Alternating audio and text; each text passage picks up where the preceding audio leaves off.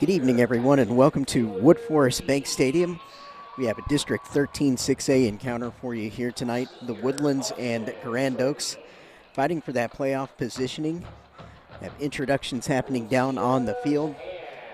About 14 minutes away from kickoff here tonight. We'll come to you here shortly when the teams run out. Here in a minute, we will be running our sponsor videos before the game, and then we'll come back to you as the teams are entering the field.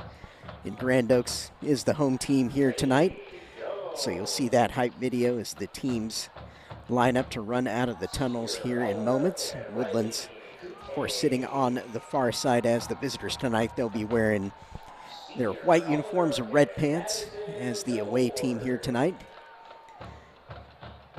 Once again, in district action last night, we had College Park beat Caney Creek by a score of 48-0. That game happened right here last night.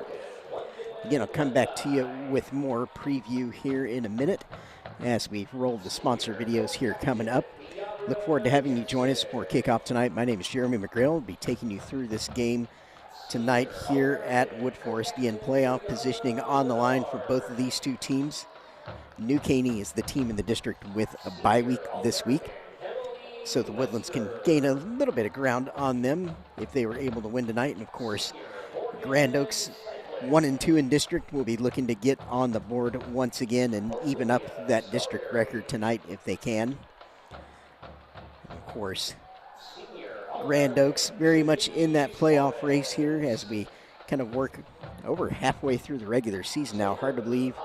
Last night of September here tonight, and then it is October, and we start the slide towards the end of the regular season and the state playoffs before we know it as we play through October. But again, looking forward to bringing this game here for you tonight.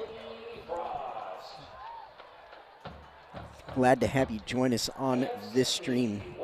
Again, another district action in addition to our game here tonight. Again, last night we had the game between Caney Creek and College Park that I just noted for you. College Park winning that one 48-0. We have Willis at Cleveland tonight, Oak Ridge at Conroe up at Moorhead, and then our game here this evening, the Woodlands and Grand Oaks, of course. And as mentioned a moment ago, New Caney on a bye week this week. And I'll run through some of the playoff scenarios and district standings kind of picture here in a little bit as we get closer to kickoff. And we have good sportsmanship teams meeting at midfield right now. After that, we'll have a moment of reflection before our school songs. And I'll be cutting away here briefly as the school songs start, and then after that, our sponsor videos will run before we bring the teams out. Get ready to go here tonight. Again, the inflatables are up ready for the teams. Looks like Grand Oaks will be wearing their black uniforms tonight, white pants.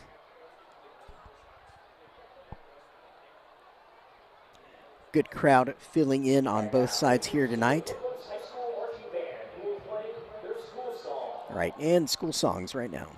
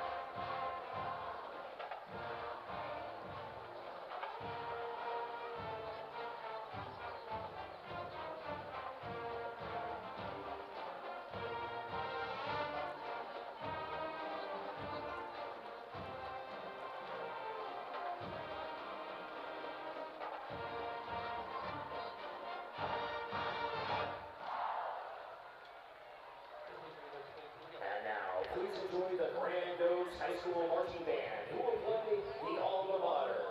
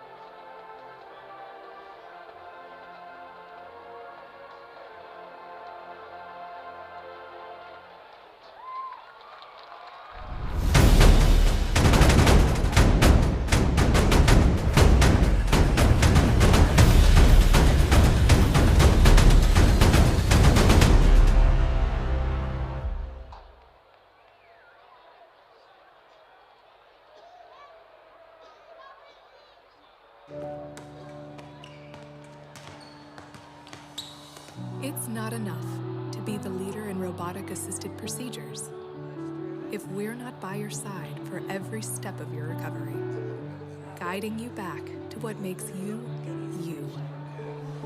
Because it's not enough to replace your knee if we're not getting you to the moments that can't be replaced. Memorial Hermann, advancing health, personalizing care. You've got a lot going on, so how do you find time to take care of you? At Houston Methodist, we work around your busy life.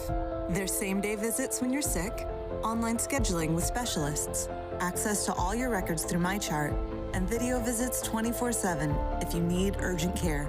Bringing you Houston Methodist's expertise, wherever, whenever you need it. That's the difference between practicing medicine and leading it. Houston Methodist, leading medicine.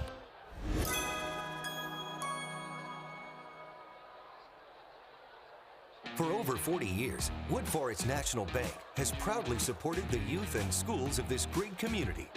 Our bank has grown through the years, and Montgomery County is our home. With over 30 convenient branch locations right here in Montgomery County, we are your community bank. Next time you're in the area, stop by and say hi. But for now, sit back and enjoy the game.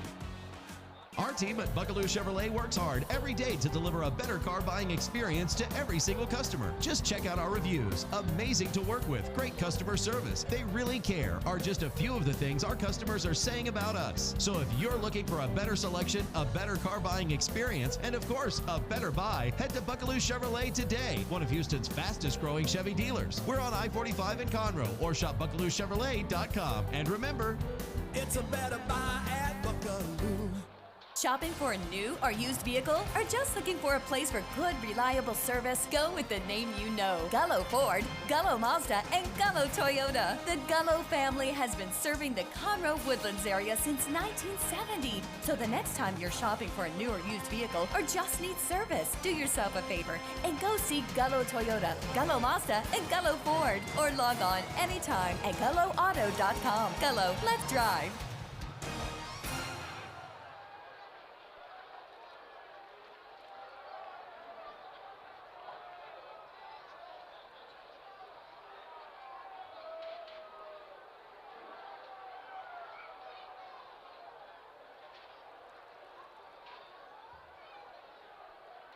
Ladies and gentlemen, coming out of the tunnel in the south end zone, your Grand Oaks. And here are the Grizzlies eager to get going tonight. The first out of the tunnel, making their run onto the field. The Woodlands Highlanders out on the far side, looking to run out here as well. Just over 4 minutes away from our opening kickoff tonight as these teams enter the field. Again, welcome to Woodforest Bank Stadium for this Conroe ISD encounter between the Highlanders and Grizzlies. I'm Jeremy McGrail. I'll be taking you through tonight's action.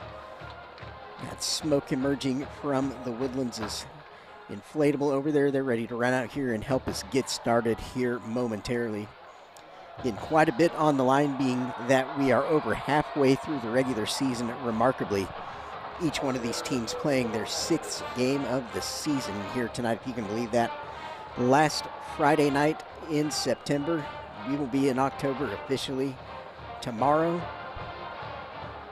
And once again, with each passing week, the race for one of the 4 playoff positions in this district getting hotter each week and more competitive. Again, 9-team district this year in 13 6A. Seen a lot of really nice action so far. Of course, sitting atop the district so far, New Caney. They are off this week. Here tonight, the Woodlands can cement themselves up there around 2nd place. College Park winning last night, so the Cavaliers are now 3-0 in district along with New Caney. Yeah, the teams are going to line up here. We will bring you the national anthem and then the opening kick immediately after. Once again, I'm Jeremy McGrill. Thank you for joining us. Ladies and gentlemen, we ask that you please rise and remove your hats as the Grand Oaks High School marching band plays our national anthem.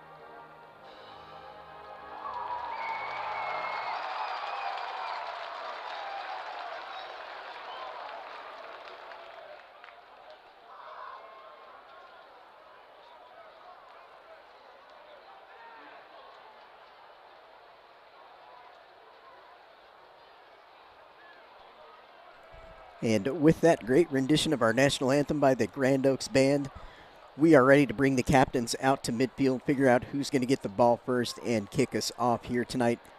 Should be an absolutely gorgeous Friday night here for football with the sun setting. Of course, entire field and almost the entire visitor side covered in shade now. To get really nice for everyone in attendance here tonight. This week, stepped outside and we've been getting a little bit of hint of fall, at least by Southeast Texas standards, that is. As the captains come out here, we'll see what the result is here.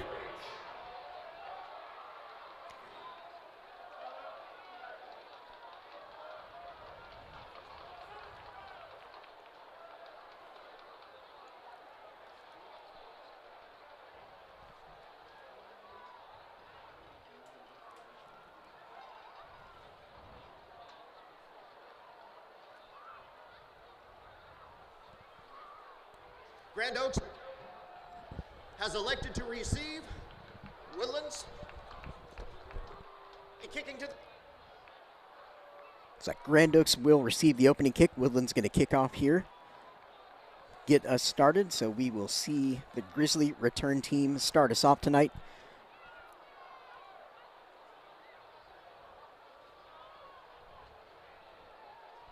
Again, welcome to this Conroe ISD broadcast. 13 6A football action coming your way here tonight. Encourage all of you watching on the YouTube live stream.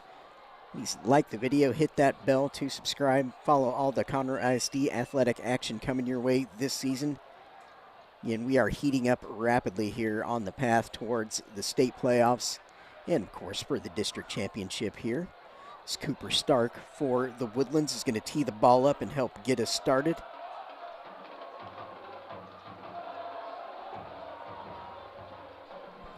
Stark handling all of, or Starzik rather, handling all of the kicking duties for the Highlanders. Had the game last week against Conroe that, of course, the Woodlands won by a huge score, 63-7 in that win over the Tigers. So the Woodlands getting back into the win column in emphatic fashion last week after that loss to district-leading New Caney. Of course, not so fast for Starzik. He was ready to kick it off, but officials had other plans.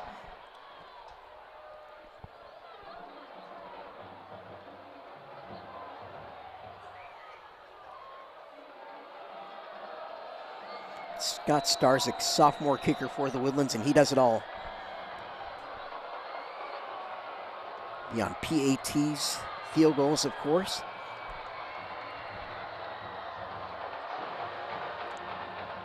Goes ahead and boots it deep. Be fair caught. Touchback. So the Grizzly offense will start on their own 25-yard line after that.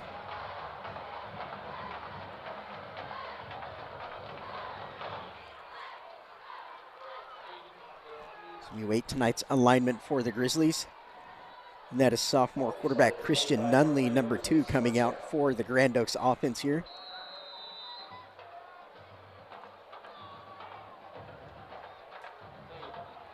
It's like 3 receivers set here, first play for Grand Oaks.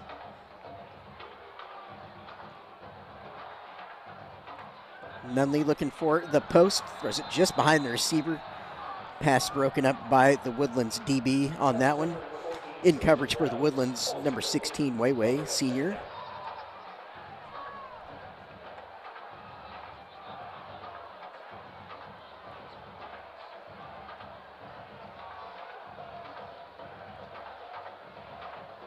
In 3 receivers once again for the Grizzlies here. Shotgun Nunley. Some movement in the backfield, not allowed. Be a false start on the running back there. Get ball. False start. Offense. Number 88. 5-yard penalty. Replay, second down.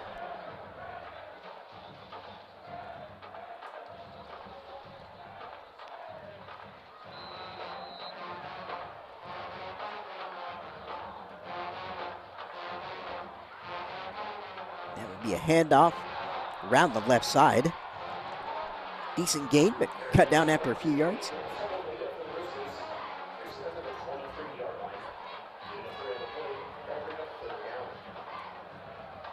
Out here. Look down the field. Lucky did not have that picked off. It's dangerous. The Woodlands was there on the coverage, just couldn't come up with the pick.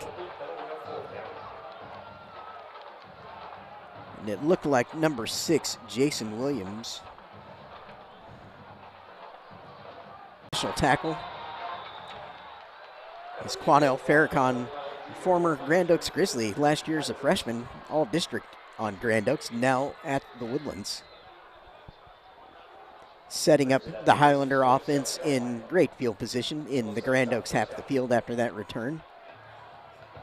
So now it's our turn to look at the Woodlands offense on their first possession here tonight. Going to start, it's like 47-yard line of Grand Oaks, so just prime spot on the field to begin their action here tonight.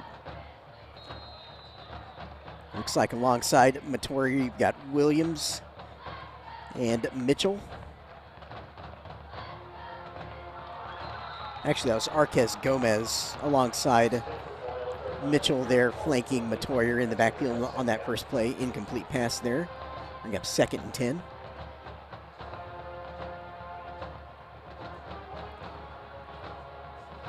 Yeah, the Woodlands offense just overwhelming Conroe last week to get back into the win column. They're going to try and do the same thing here tonight, of course. Now just Williams in the backfield with Matoria. Gomez going to motion in now. It's like Williams up the middle, going to try and find some room, dancing around. Good tough run. Going to fall forward across the 40 to the 39. About 8-yard gain on that run.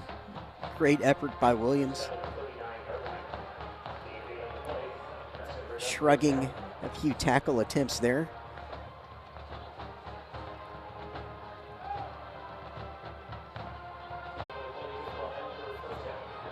And Highlander defense holding Grand Oaks 3 and out on their first offensive possession. Now Highlanders moving fast here.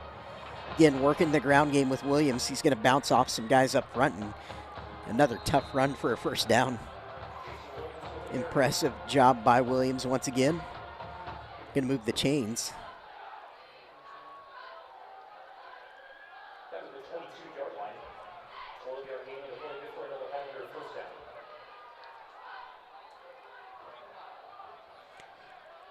Yeah, the Woodlands 3-2 overall, 2-1 in district. Grand Oaks also 3-2 overall, but 1-2 in district. So Montoya going to roll out, look down the sideline. That's Patrick Rabel was the intended receiver there in the corner. Ball just goes injury, ended up cutting his first varsity season short. 4 receivers for the Highlanders. Montoya going to pull it down. He's got some space to run up the middle. Going to cut to the left. Stays on his feet still, fighting for yards. Going to have a first down.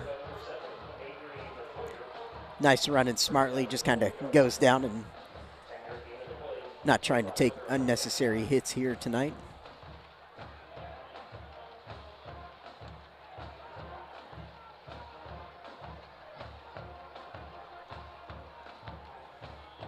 Again, Woodlands moving quick here, staying in the same 4 receiver set, 2 to each side. Flare out of the backfield, wide open. Touchdown. Woodlands walks into the end zone. And that is Jason Williams on the first touchdown of the evening for the Highlanders. Great play design there, just popped wide open. Easy pitch and catch from Montoya to Williams. Leisurely stroll across the goal line for the Highlanders to put the first points on the board here this evening. Starzik on for the PAT. It's impressive kicking last week. That was my first time to see the Woodlands this year. Nice strong PAT again there. And their score here, the Woodlands 7, Grand Oaks 0. A possession apiece for each one of these teams. The Woodlands only had to drive 47 yards after starting that possession in great field position thanks to the efforts of their defense and a nice return by Quanell Farrakhan to kind of set that drive up.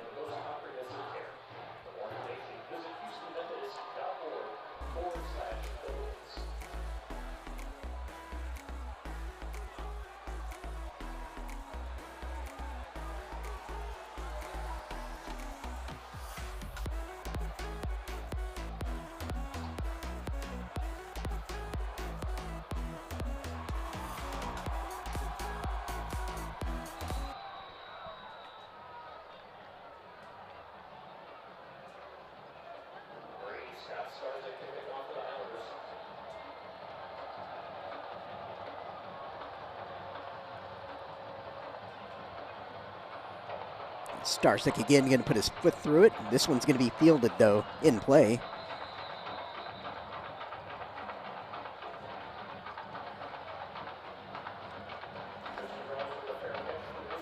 And fair caught. So Grand Oaks again will start on their own 25 for the second possession on the evening for the Grizzlies. Again, coming out with that 3 wide set, first possession of the game. Trying to give the Woodlands a little something different. Didn't quite work out with the 3 and out, so we'll see how they approach this drive. They stay in kind of that more spread look.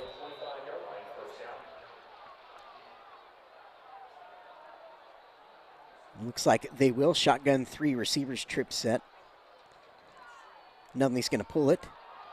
Trying to roll around the left, nowhere to go with it. Flag comes down late behind that throw. See what that call is, kind of in the area of a hold. Looks like the initial signal, and yeah, they're walking back the down marker. That'll be a hold.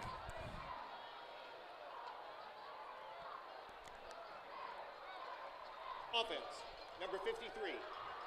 10-yard penalty, still first down. Again, for those of you tracking the playoffs, there's kind of an interesting result last night that'll be lost on many around the state unless you kind of know what to look for. But Spring High beating Aldine Davis last night kind of knocks Westfield into the Division II discussion. Nunley throws right, finds a man. Going to get back some of that penalty yardage there. Bring up about a 3rd and 12. And the reason that spring result is significant is because that's the district, of course, that plays us here in 13-6A in the bi-district round to start the playoffs. So if Westfield is now a Division II team, that shakes up the picture a little bit. Pass complete. Going to be just short of a first down. Looks like Ty Roop on that catch. Impressive sophomore. Actually, here will be the 3rd down play coming up, I believe. Yeah, there was the reset on the penalty. So that was the 2nd down play. Nice pitch and catch from Nunley there to Roop. That'll be a connection that Grand Oaks looks to get a lot out of here tonight. Shotgun run up the middle. Bounces off the first man. First down, Grand Oaks, exactly what they needed.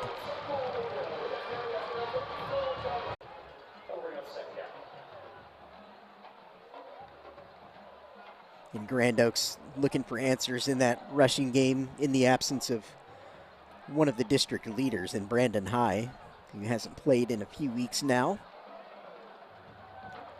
Huge loss for the Grizzlies.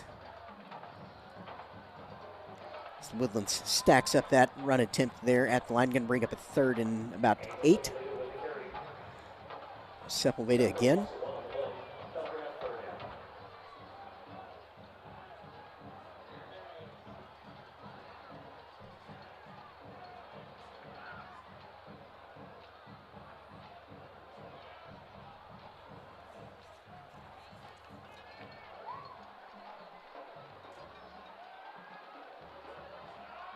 Looking for Roop over the middle. Has him. Nice little kind of skinny post there. Roop making a great catch. Big target for the quarterback. Really nice security blanket for Nunley. And into the Woodlands half of the field. So again, Grand Oaks showing a totally different look here on offense, throwing the ball. Again, the Grizzlies coming off of a heavy defeat to Willis last week. It was a 63-3 ball game. Attempted the sweep, but the Woodlands, great penetration there. Looks like one of the first men in on the stop was Mitchell Blakesley for the Woodlands there. Jacob Pondent as well. Linebacker, 4-yard loss on that run.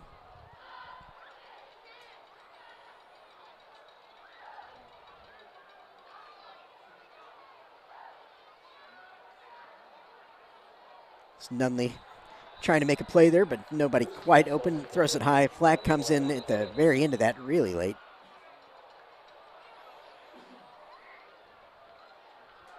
Again, playoff-wise here, Grand Oaks is the number 3 largest enrollment in the district, so they would be a Division I team if Conroe or the Woodlands were to miss the playoffs. Replay 2nd down.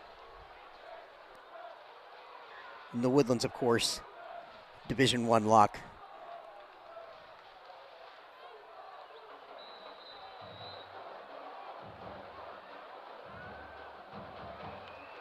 Nunley back to throw off his heel. Lucky to not have that one picked off. Again, the Woodlands getting a hand on it.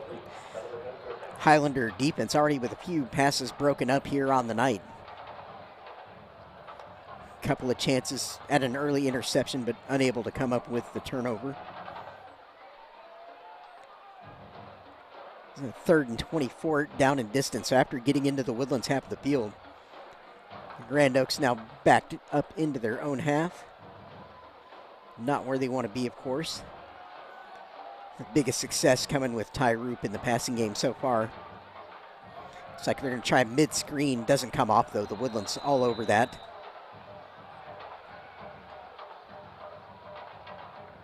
Bring out the punt team for Grand Oaks. On hand for the punting duties, number 17, Tristan Chapman, sophomore for Grand Oaks.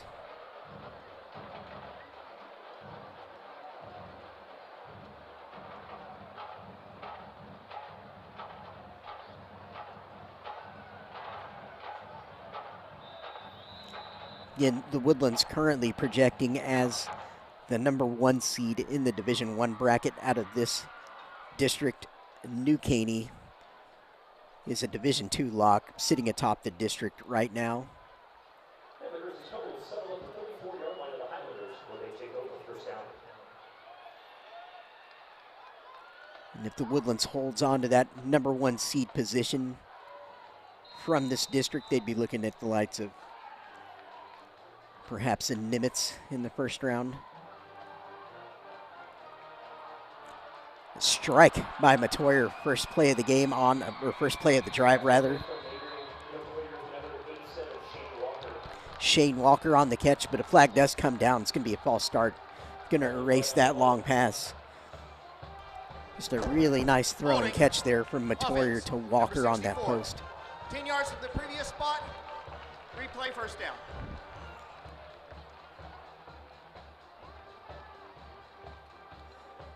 Make it a bit more challenging for the Highlanders. Erase a big gain, unfortunately, for Matoyer and company.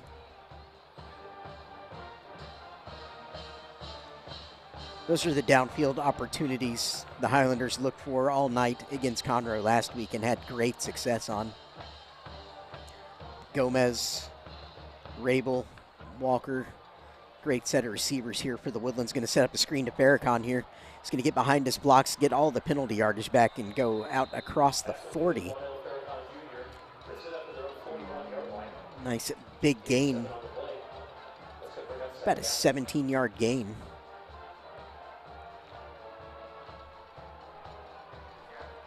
Yeah, just putting his hand on the back of his blocker there, doing a good job.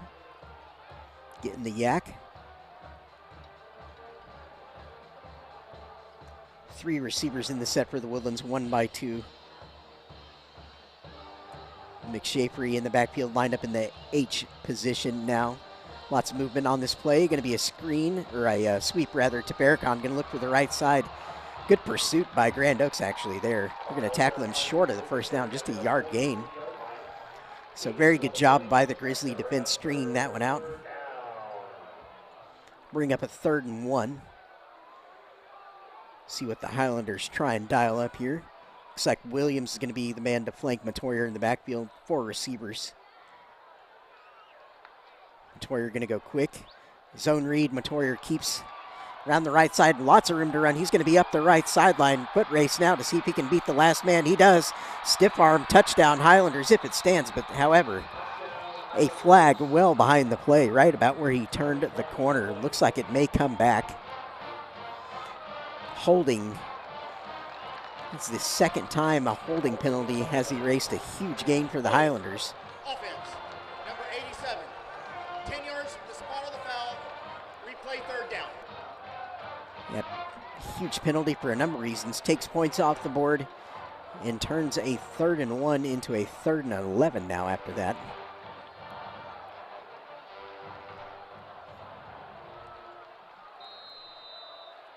Once again, if you're just joining us on tonight's stream, welcome. Beautiful night here at Woodforest Bank Stadium. And my name is Jeremy McGrail, guiding you through tonight's action here from the bank.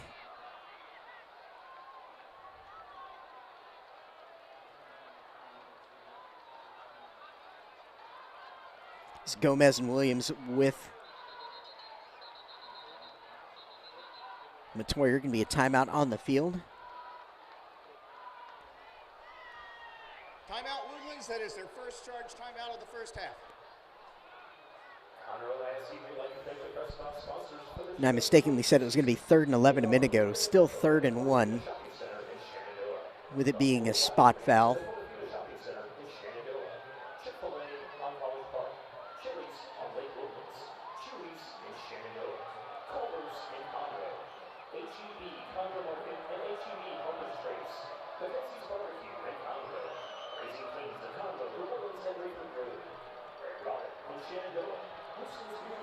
You know, I was talking about playoff scenarios a minute ago, and I know this is looking way ahead. But for the more intrepid among you and forward thinking,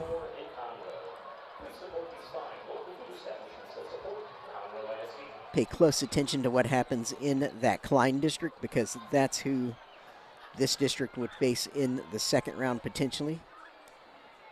And if you're on the Division I side that I was just talking about for the Woodlands, a team like Klein Kane looking really good to start this season could come into the picture. Again, these are just things to pay attention to if you want to have a little fun. There's Gomez, acrobatic spinning off of Grand Oaks defenders. They're going to have the first down easily, about a 10-yard gain. Really nice athletic run by Gomez. Some good tough runs here so far by Gomez and Williams respectively.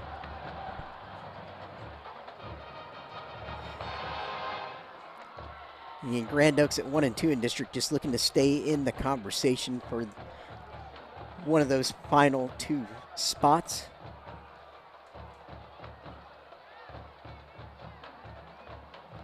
Matoyer looking deep down the field, poster out to Farrakhan, intended man.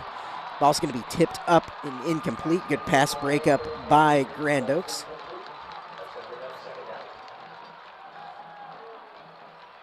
And Farrakhan trying to make the play, unable to get under that one.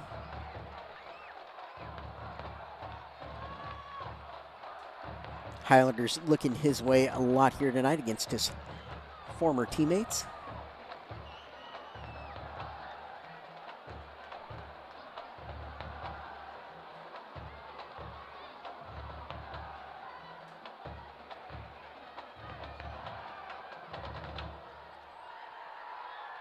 Three receivers in the set for Matoyer.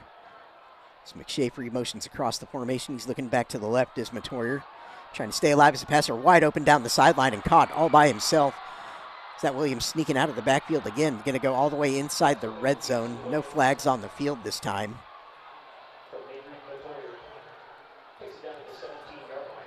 Again, Matoyer just buying time, moving to his left there, and Williams kind of sits down on that far sideline, not picked up.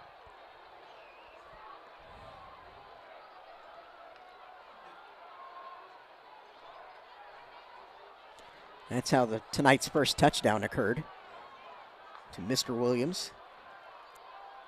It's a run by Williams now, going to dance through, nearly gets to the end zone. Shoestring tackle by the last defender that could have kept him out of the end zone. Be close to another first down. Move the ball down to the 8-yard line of Grand Oaks as the Woodlands looks to add to their lead here as the first quarter nears the 2-minute mark remaining. 4 receivers in the set for the Woodlands. Matoyer under a little bit of pressure, rolls right, trying to direct traffic, throws to the back of the end zone, strike. Arquez Gomez, touchdown Highlanders.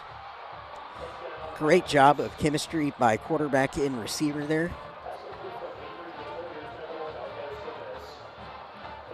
Matoyer staying patient as a passer there, motioning to his receiver to kind of make that little inside move so he could have that window to pass.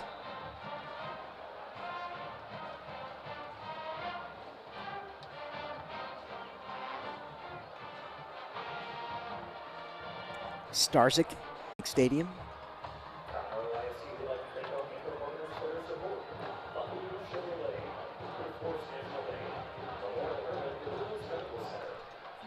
Again, last night we had College Park beating Caney Creek 48-0. So the Cavs moving to 3-0 in district. Won a few on the trot now after a tough start to the season. Willis at Cleveland tonight. Oak Ridge at Conroe in the game up at Moorhead. Of course, our game here tonight, New Caney bye week.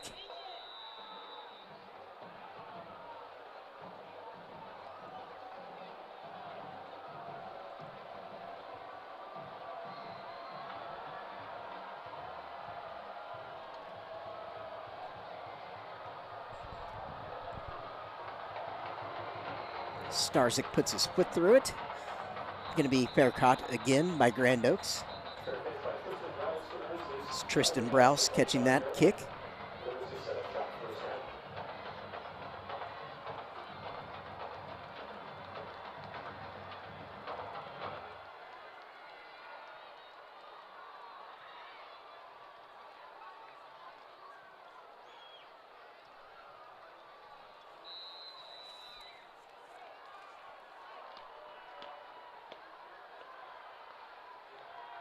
New quarterback in the game for Grand Oaks. This is number 11, Grant Smith. He's a freshman, according to this roster I have. Roop was the intended man.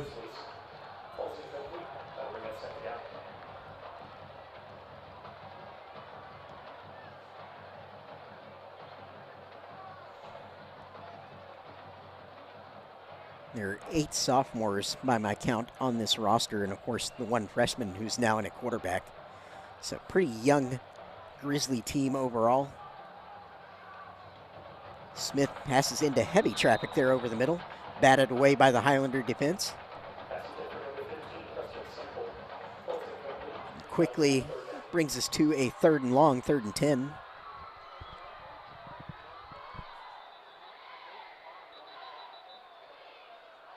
Be a timeout on the field. Timeout Grand Oaks. That is their first charge timeout of the first half.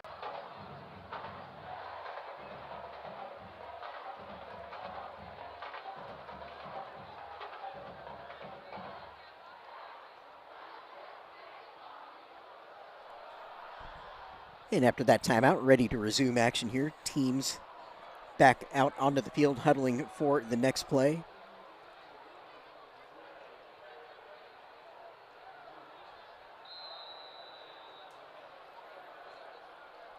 And Knight has made a few grabs already. Again.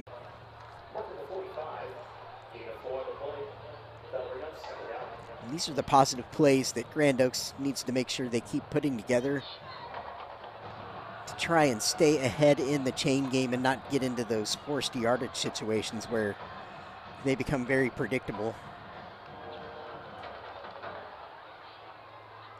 Smith going to look deep down the field, has Browse caught. Oh, it comes out at the last minute. Looked like nearly a great execution on that play for Grand Oaks, but not to be in the end. Post route to Browse. Well thrown ball by Smith. It was there for him. Just couldn't come up with the play. 3rd and 6 now after that incompletion. Looked like just as Browse kind of was tucking that away into his body or trying to bring it all the way in, just comes out at the last minute there. Again, great crowd on hand, both sides of our stadium here tonight.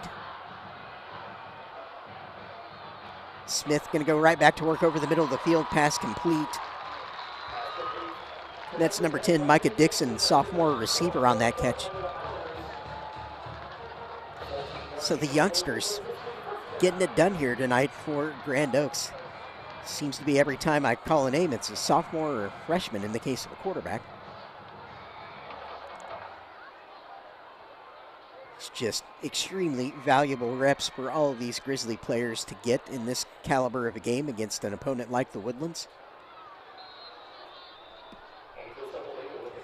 Sepulveda on the carry. No gain there, well stacked up by the Highlander defense. Yeah, it's not often you see a team completely change its scheme mid-season, but that's kind of where Grand Oaks finds themselves currently. That is the end of the first quarter. So our first quarter concludes. With that timeout, we'll reverse ends of the field here, bring you the second quarter.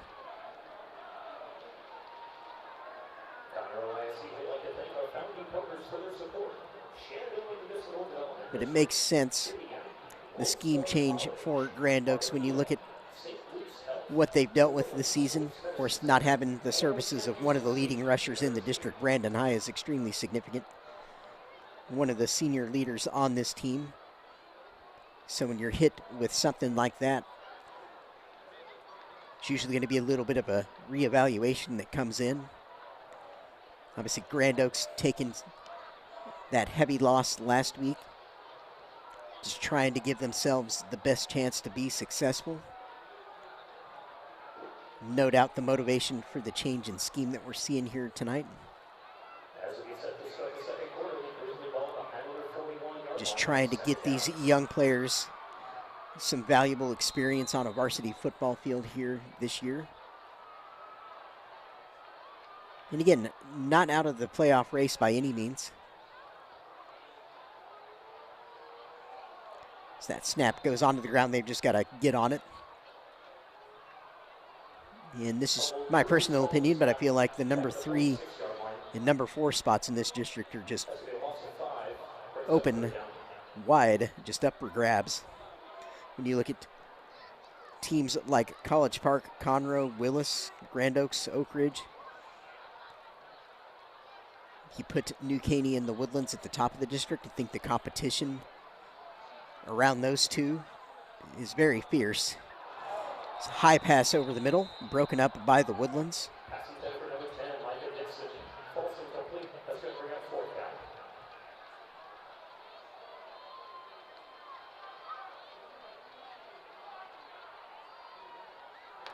Fourth down after that incompletion, so unfortunately for the Grizzlies, they've got to bring the punt team out despite moving into the Woodlands half of the field, but second consecutive drive where they've been on the plus side of the 50. Take some encouragement from that, but obviously need to finish drives with points in a game like this. Gonna fake it. Gonna try and run around the right side, no room. The Woodlands is gonna end that attempt quite easily.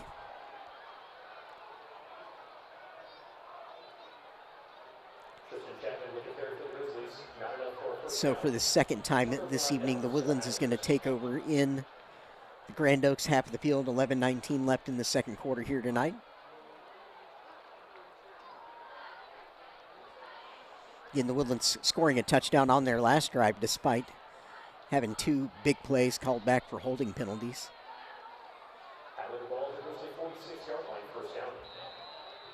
4 receivers in the set, 3 to the top side, 1 down to our near side here. Matoyer going to be back to pass here. CP's looking deep again. He is. He's looking deep, has a man if it can get to him. That's Walker. Hangs up just a little bit. Actually, Rabel, rather. Saw the 7, thought it was Walker. It's Patrick Rabel, intended man.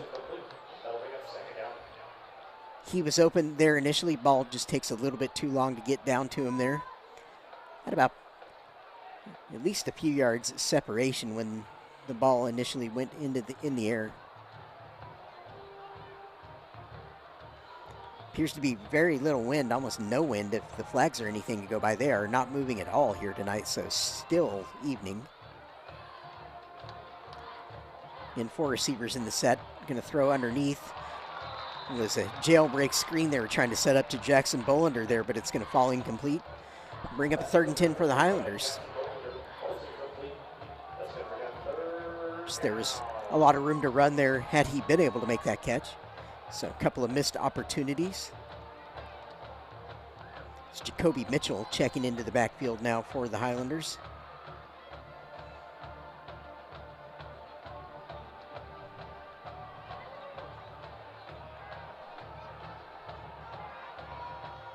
Going to motion McShafery out of the backfield now. Matoyer going to look for a deep out. Well done by the Grizzly defense, breaking that pass up.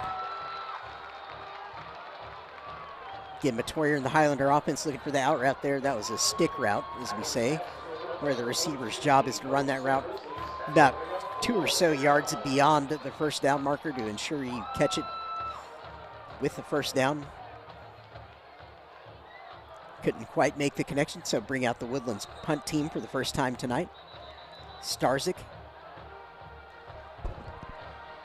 Timeout, Grand Oaks. That is their second charge timeout of the first half. Grand Oaks takes their second timeout of the evening, 1 left. Again, the Woodlands leading 14-0. Take a break for the dance cam here in the stadium.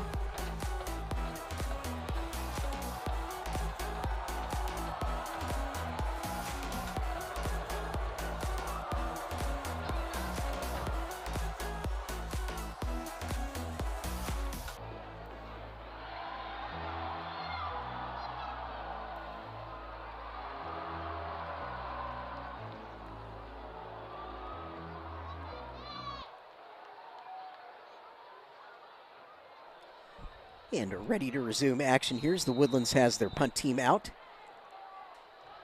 The officials roll the play clock. Again, Starzyk back to punt. Be Fair caught. And nearly a beauty, but it's going to go for a touchback. Almost did exactly what Starzyk would have wanted there. Couldn't quite get the ball to down inside the 10.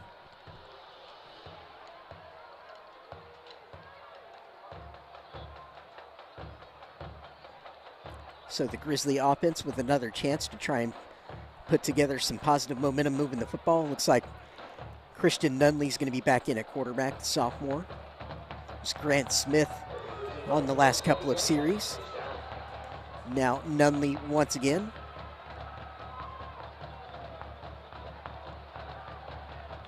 Looks like Ricky Burnett joining him in the backfield. Nunley, zone read around the left side. The Woodlands is going to be all over that. Playing really good run defense here tonight. 2nd and 10.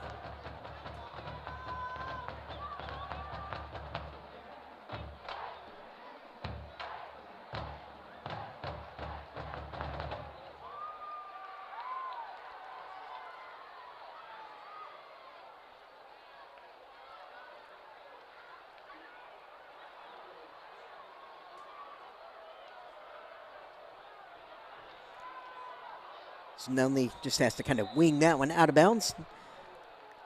No one open to go for there. 3rd and 10 now after that incompletion from Nunley. Was put under some pressure and just had to get rid of it there.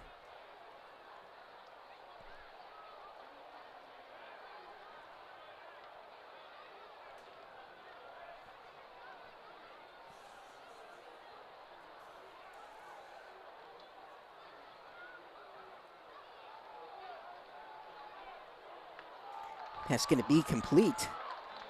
Be short of the first down. Caught by Micah Dixon, quick sophomore there, showing some nice quickness after catching that ball. Illegal formation, 5 in the backfield, offense. 5-yard penalty, replay 3rd down. It's like the penalty has been declined, bringing up 4th down. That's what I thought there. Penalty on that play, but of course declined by the Highlanders, given that it brings up 4th down. So the punt team out for Grand Oaks. Tristan Chapman, sophomore, back to punt.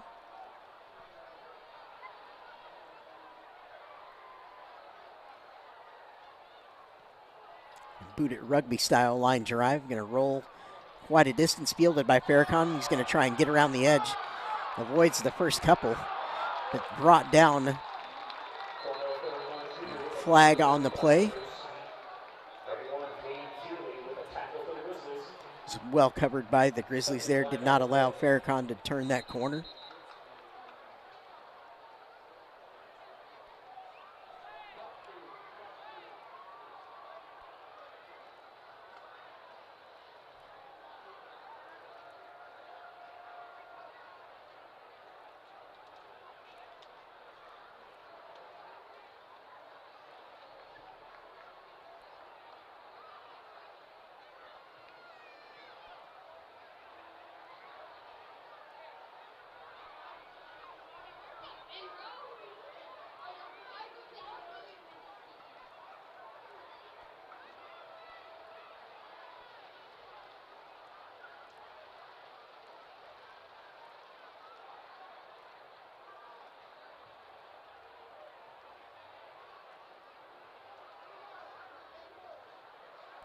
We have 2 penalties on the play. We have a legal formation, 5 men in the backfield on the offense. After the kick, we have a block in the back on the receiving team. These penalties will offset, will re-kick, replay 4th down.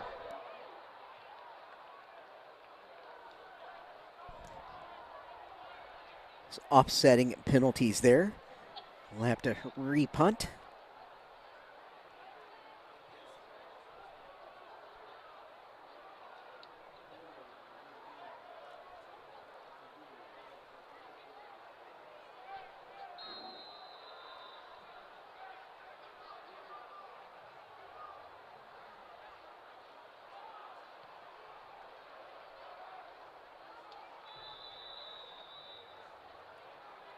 Be fair caught by Shane Walker there. It's a sophomore punt returner and a receiver for the Woodlands. Fair catching that punt. So the Woodlands, as they've enjoyed for most of the night, great field position again. Starting right in the go zone. They've been looking for big plays on first downs a lot tonight. They've had them open, just not always able to connect. See if Matoyer and the receivers start connecting on some of these deep attempts. It's going to be a run here to start. Well stacked up by the Grizzlies. No gain for Williams on that carry.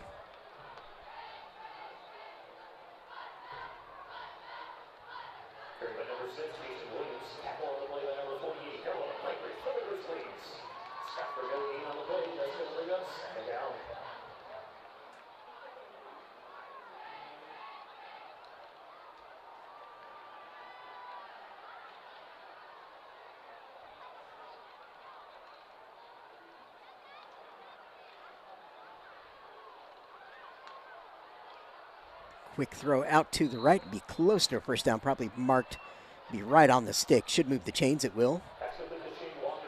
Shane Walker on that catch.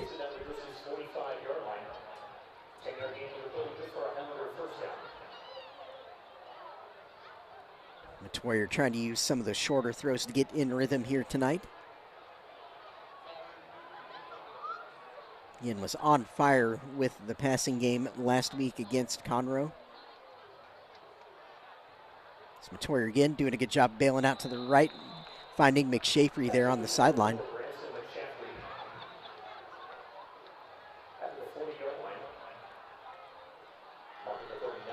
Bring up 2nd and 4 after that completion to McShafery.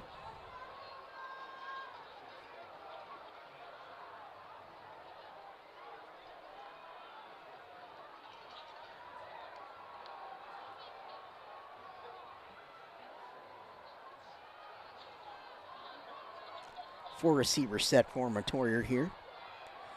Throw it down to Farrakhan, dropped.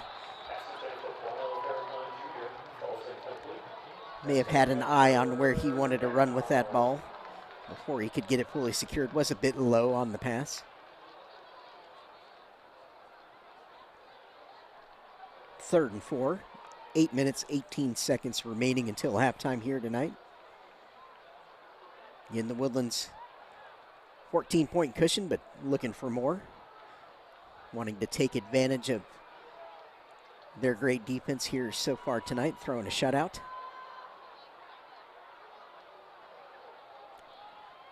Run up the middle. That is Jacoby Mitchell on that rumbling carry. Going to have the first down by plenty inside the 30 down to the 28 of Grand Oaks with that carry. It's the power back in this Woodlands offense. Of course, varsity player as a junior last year.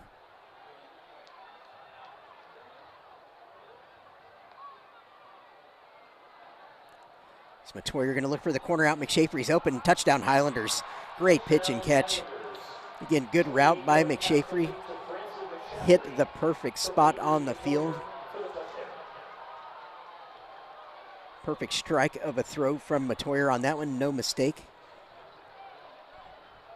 As the Woodlands extends their lead here with Starzyk looking to tack on the PAT.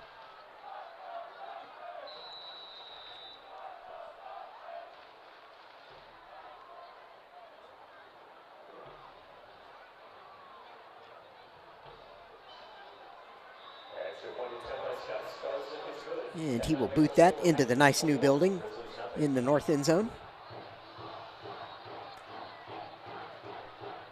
The Woodlands now leading at 21-0 after that, their 3rd touchdown of the evening here. 7:48 until half.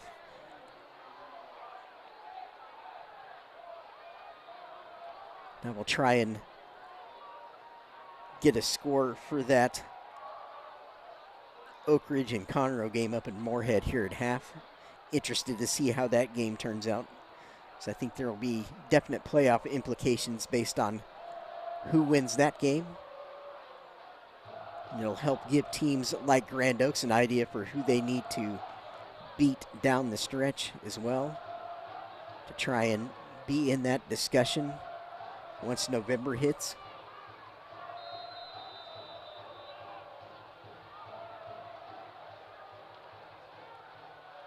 Scott Starzik to kick off for the Highlanders.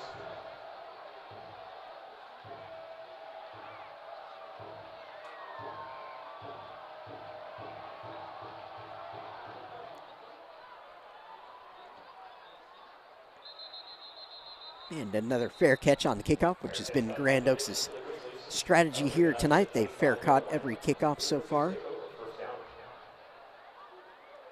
4 received, 4 fair catches. And it'll be Christian Nunley out at quarterback on this series for Grand Oaks again. Of course, as noted, we've seen both Nunley and the freshman Grant Smith in the game for Grand Oaks here this evening so far. Tyroop, big weapon for this Grizzly offense, and it's Sepulveda on the carry there. At the 26-yard line, being the one on the play, they'll bring it second down.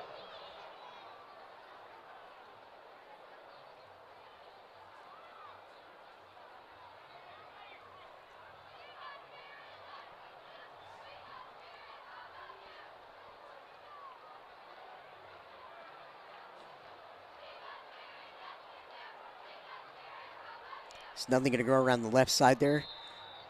Kind of just a quarterback sweep. Not sure if he had a pitch option on that one or not. Pick up a couple. 3rd and 6 after that carry.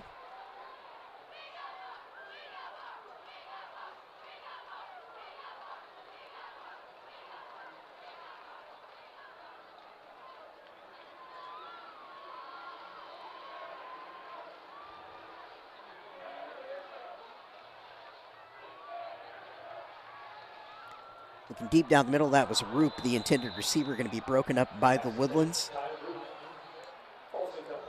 Again, looking for him on that kind of skinny post route again that he's been successful on for the most part here tonight. Couldn't come up with that one, though. I think the Woodlands wise to his threat now. Punt team back on the field for the Grizzlies. It's Tristan Chapman, sophomore kicker for Grand Oaks, back to send it away, rugby style. Booming punt. Incredible result on that one. That's going to roll down to about the 12, 13-yard line. Be by far the Woodlands' worst starting position of the evening so far. Highlanders have started every series, it feels like, right around midfield. Not so here. 6:29 to go until half.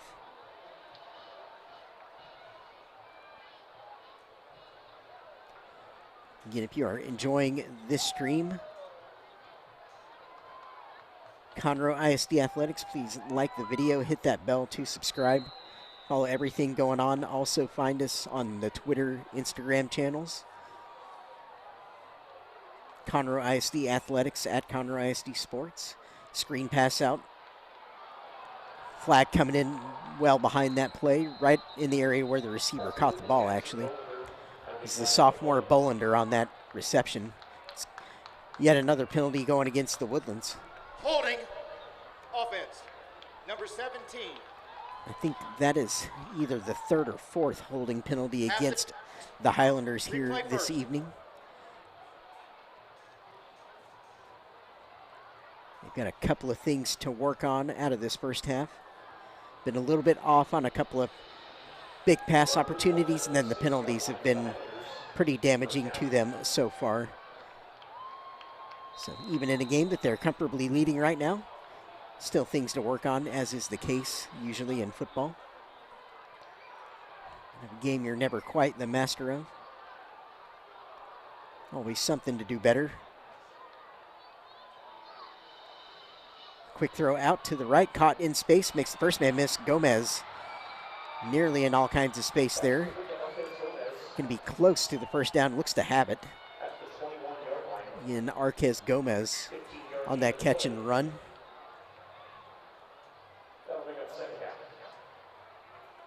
Gomez just looks like a big play waiting to happen whenever he touches the ball, senior.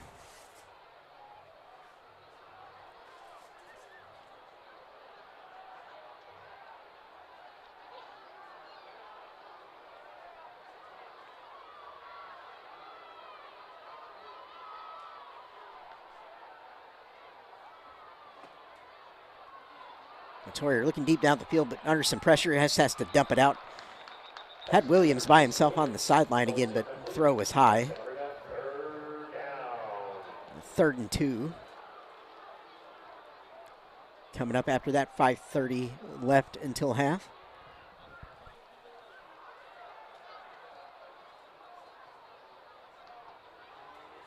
Of course, we invite all of you to stick around during halftime. Watch the great performances. Come back for more football in the second half. Woodlands appears to have the first down on that carry. Jason Williams gets just enough. The chains are moving.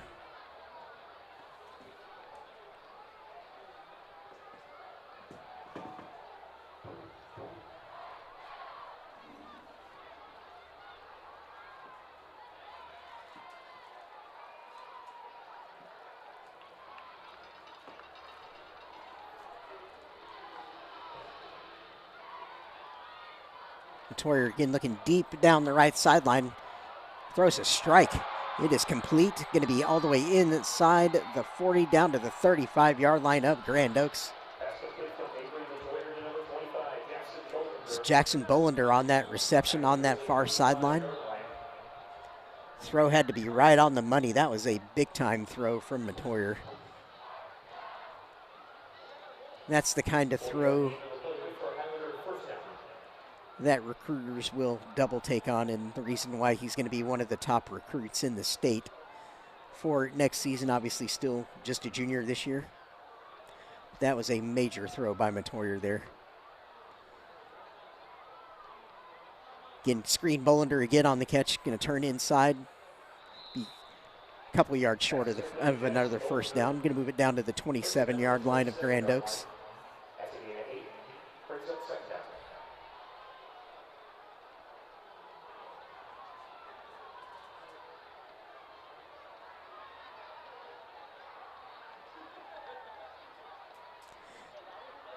Little head fake from Matoyer there.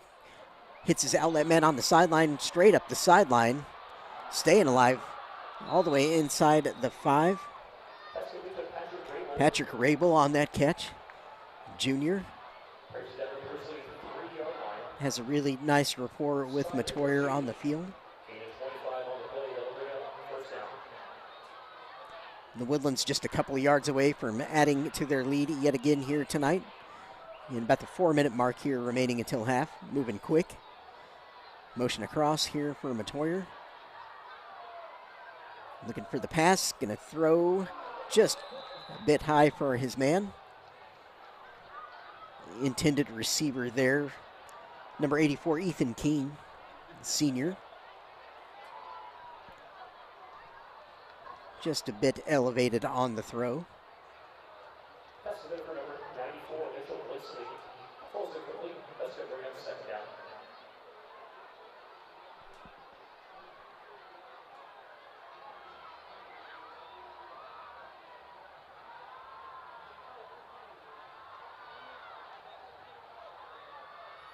Be Williams straight ahead, touchdown Highlanders.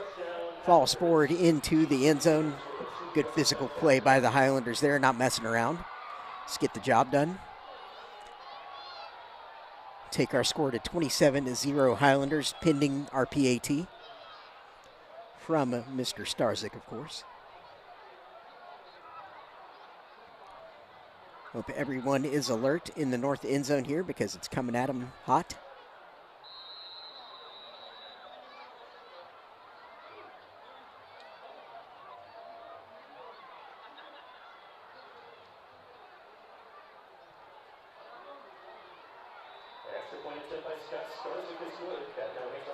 Boots it through.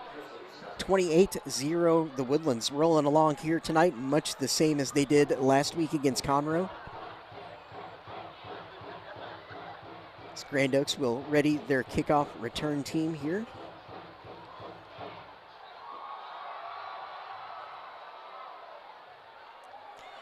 Once again, in terms of playoff time, if fans of this district want to look ahead a little bit at the possibilities of what could happen in district, of course, 14-6A, the Spring District, the Spring Aldine District, and both 15 and 16-6A are the ones you want to look at. 15 District is the Klein-Tomball and Waller District, and 16-6A is the Cypress District.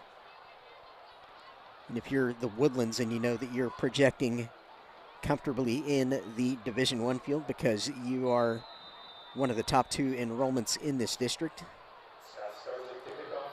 you'd want to look at teams like Klein-Cain. Again, I mentioned a little bit earlier, there's kind of a little sneaky result last night with Spring beating Aldine Davis, and what that means is Westfield goes from being a Division I team to potentially Division II now. So Grand Oaks is going to touch that one back again, 5th time tonight. And that wouldn't really affect the Woodlands in the first round, given that they're projecting as a Division I team, or as the first seed at this point, given New Caney is the top seed, or would be the top seed in Division II if the playoffs started today. What it means is instead of Aldine Davis as an opponent, the Woodlands would be looking at somebody like an Aldine Nimitz or potentially an Aldine MacArthur if they can put themselves in the discussion as well. Looks like Nimitz would probably be the team that you would favor there.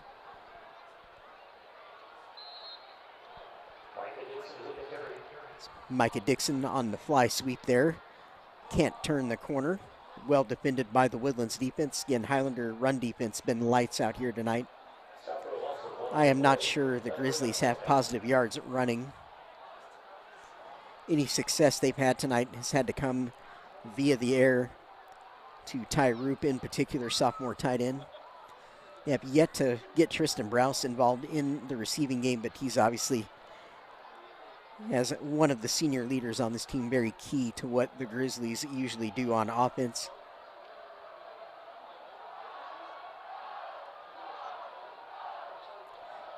This pass looking for Roop. Takes a hard hit at the end of that one. And again, at quarterback, failed to mention it's Grant Smith back in the game for Grand Oaks on this series. Smith, the freshman. Rotating with Nunley. They appear to be kind of 2 series on, 2 series off kind of deal tonight. 3rd and 10 now, 3:04 to go until half.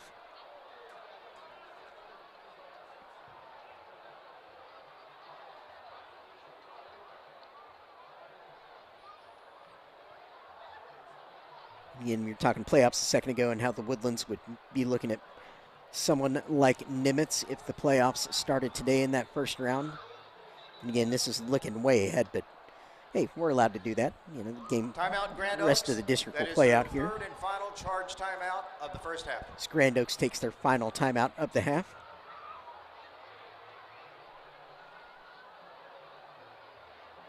Again, in the second round, potentially the first seed Division I from this district, which would be the Woodlands currently, would be looking at somebody like a Klein-Cain potentially.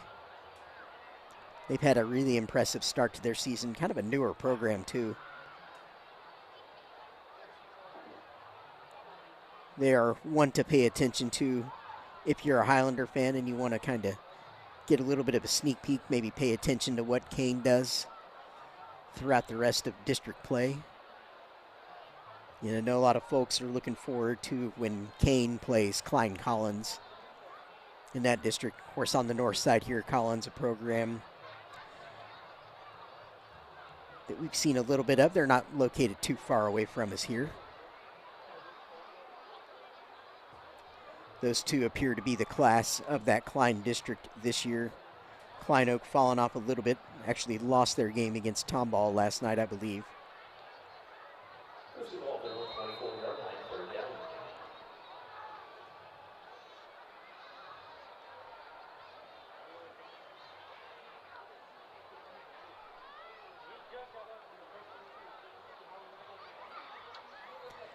There's Browse. That is a well-caught football. Knew he was going to take a hit after he caught that. move the chains for a Grizzly first down. Good pitch and catch between Smith and Browse there. I mentioned him a second ago. He's a player that Grand Oaks has to have involved because he's just a really good, reliable player when he gets his hands on the ball. So good news for Grand Oaks to see him catch one, move the chains. Smith going to look over the middle, going to be tipped away. Good pass broken up, intended for Browse again.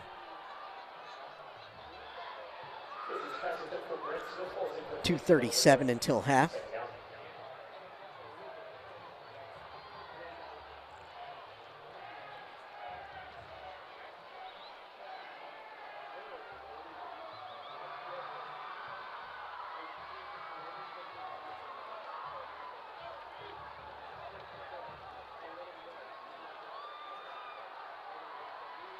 Smith back pass. That one was batted down at the line.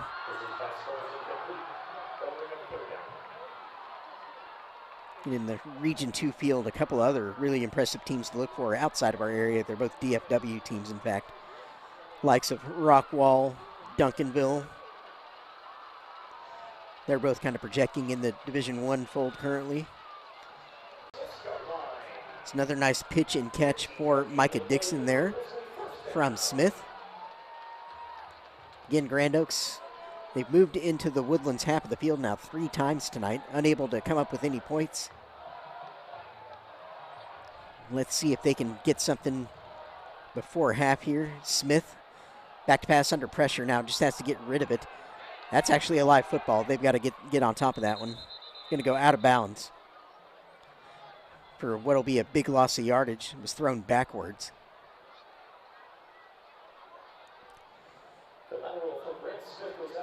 Smith under heavy duress there as he waited in the pocket for things to develop. Didn't happen. 15-yard loss on that backwards pass. Exactly 2 minutes to go until half.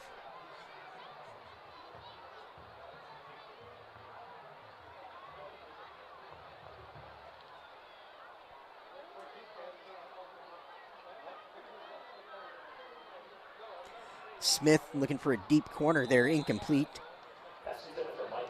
That'll bring up a 4th down. Or 3rd down, rather.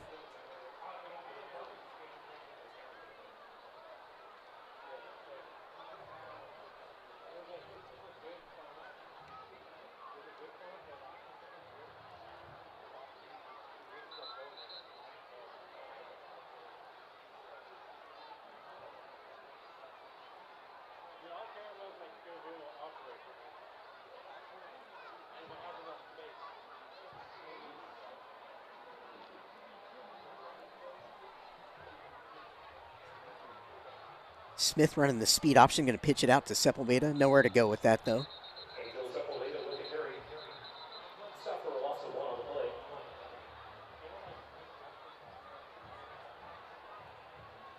Timeout Woodlands. That is their second charge timeout of the first half. And Woodlands will take their second timeout of the first half there. They'll have 1 remaining.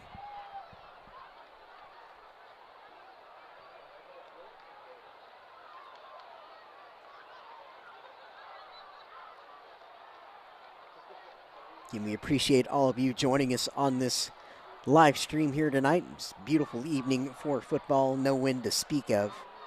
Flags are not moving at all, so just very enjoyable evening here. And again, we've had a little bit of a hint of fall in the air this week in the mornings, which has been really nice. I'm looking for a little bit more of where that came from.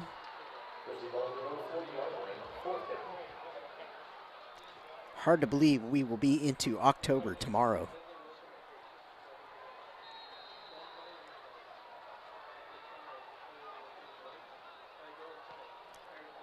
And line drive punt can be just falling on. Looks like the ball is loose. Who falls onto that one? Looks like the Woodlands will retain that possession. A little bit of an adventure there. It's what makes that style of punt dangerous. as well as advantageous if you have someone who can do that well. Get those odd hops. We all know the football being such a weirdly shaped object, it can go anywhere when it hits the deck. So Matoyer back out to lead the Woodlands offense, minute 41, so 2-minute offense time. See how they can operate here in tempo. Deep post complete over the middle. He's got room to run. He's going to keep going. He's gone to the 20, 10, 5, and touchdown Highlanders. They're not going to get him. Shane Walker, number 87, sophomore receiver for the Highlanders. Wide open. Yeah, that's how you do tempo offense, one play. It's a 79-yard touchdown pass from Matoyer to Walker there. That is how you put an exclamation point on proceedings. Starzyk comes on.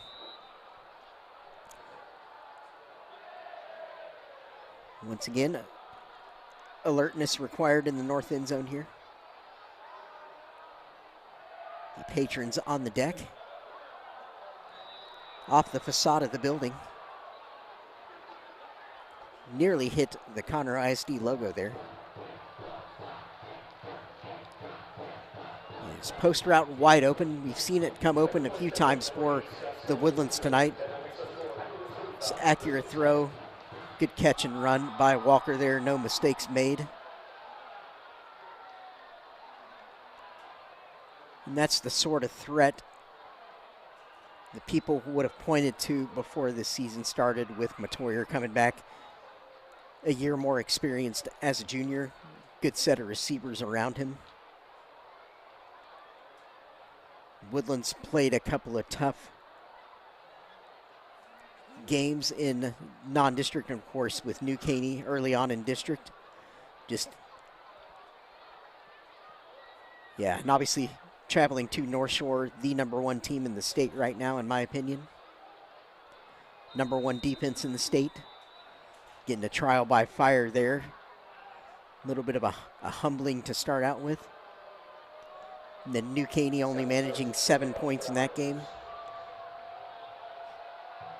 Had a couple of tough outcomes, but rebounding here in district play, putting things together as you would have expected with a team with the talent that they have.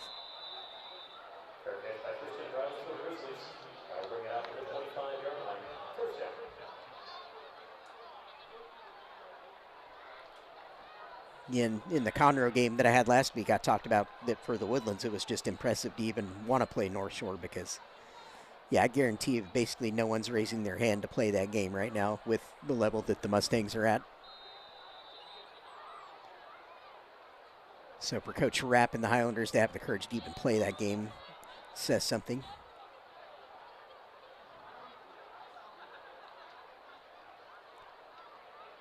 Sepulveda stacked up there for no gain.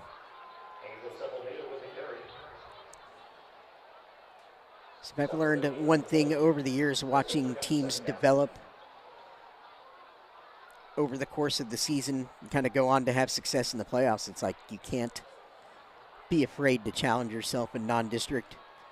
And if you take one on the chin, you take one on the chin. But it's all about the lessons that you're able to learn from those kinds of games. They can serve you very well in the long run of the season. Sepulveda going to be stacked up yet again by the Highlanders. Maybe a yard, half a yard on that. Bring up a 3rd and long, 3rd and 8.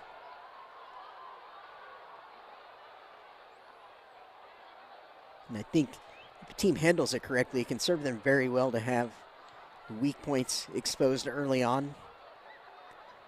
You have a ton of time to look at things on film, get it corrected in practice through the reps. And obviously into district games as well. Continue to work on all those things that you see early on in non-district.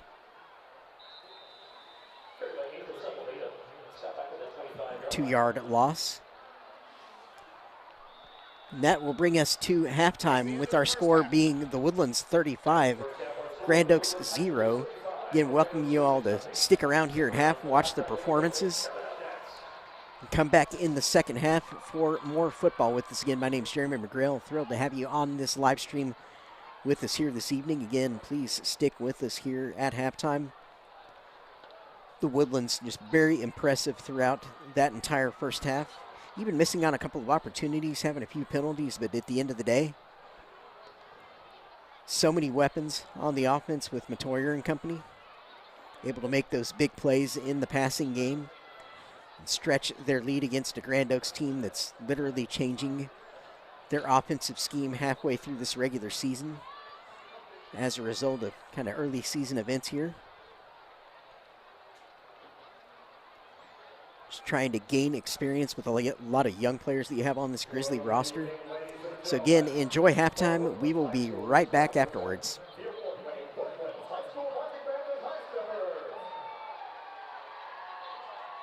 Tonight, the band will be holding a portion of their contest show, Mad Mod and Go. The Woodlands band extends their very best wishes to the Grand Oaks band throughout the rest of their contest season. Please join me in congratulating the Woodlands band on taking first place in all three captain awards at the Bands of America Regional Championship last weekend. The band was under the field direction of head drum major Jeff Smith, assistant drum majors Taylor Nebraska, Sasha Osborne, Divya Patel, and Molly Thompson. Percussion captains are Jackson Pluck, Jacob Kozlowski, and Nate Thor. Joint captains are Hannah Barnett, Abby Warrington, and Lindsay T-Lock. This year's band president is Kelly DeLogan, and the vice president is Claire Howard. Historians are Noah Heimer, Rachel House-Wagon, and Wendy Stein. Secretaries are Megan Bucky, Sophia Dimiaco, Lindsay Walker, Hope Howard, Anna Hewitt, Mary Moran, Ashley Smith, and Stacey Vallador. Guard lieutenants are Angela Newton, Landry Rouse, and Bill Corrini. Guard squad leaders are Riley Flynn and Temple Smith. Guard social officers are Sidney Grayjack and Stephanie Perez. The guard Newton Lagerado leader is Kate Mack.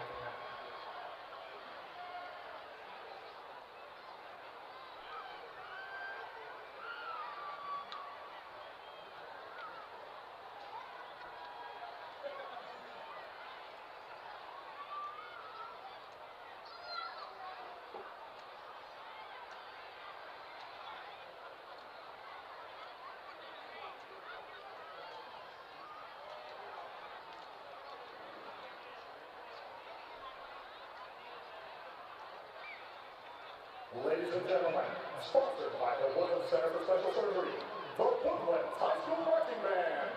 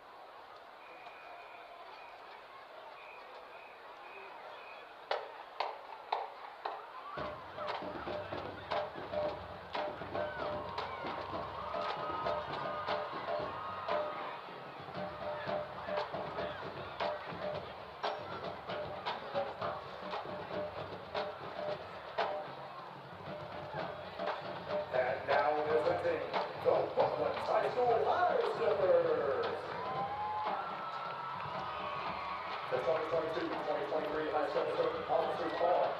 Major Ellie Guzman, Lieutenant Major James Mayo, Captain Emma Kelly, Lieutenants Canada Lloyd, Abby Filashevsky, Daniela Laguna, Isabel Oliveras, Cindy Riggs, and Monica Smith. Tonight, the High Steppers will be performing a hat routine to a Disney March Spectacular. Ladies and gentlemen, the 2022-2023 Woodlands High School High Steppers.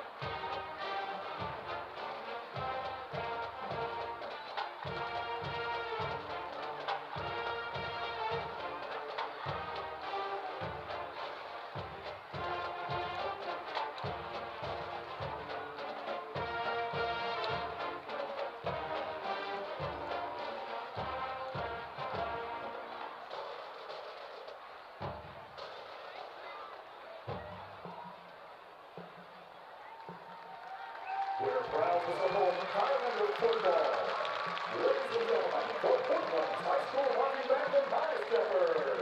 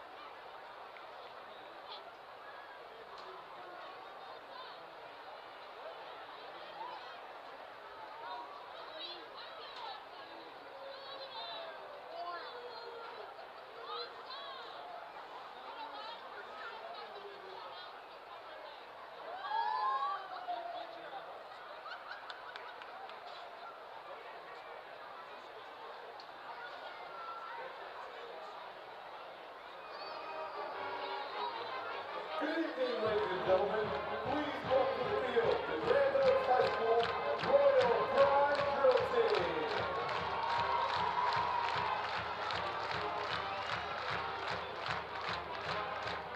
The Royal Pride footballers are Haley Aguilar, Matty Brown, Alana Fournier, Lindsay Neff, Caitlin Mira, Nicole Wall, Vice President Madeline Jacoby, and President Regina Costella.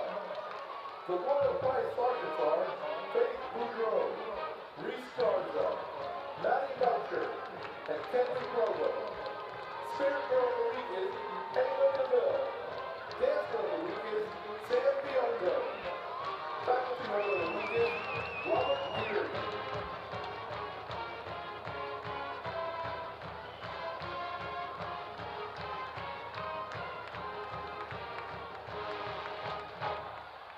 The Royal Pride dance officers are Lieutenant Ashley Alessandro, Lieutenant Maddie Escobar, Lieutenant Alexa Miner, Senior Lieutenant Jessica Curry, Senior Lieutenant Jake Lightfoot, First Lieutenant Mia Bobo, Captain Kinley Curtis, and Captain Sydney Rauch. The Royal Pride Drill Team is under the direction of Anna Gassett and Catherine Fraser. We hope you enjoy your field kick routine to Feel This Moment.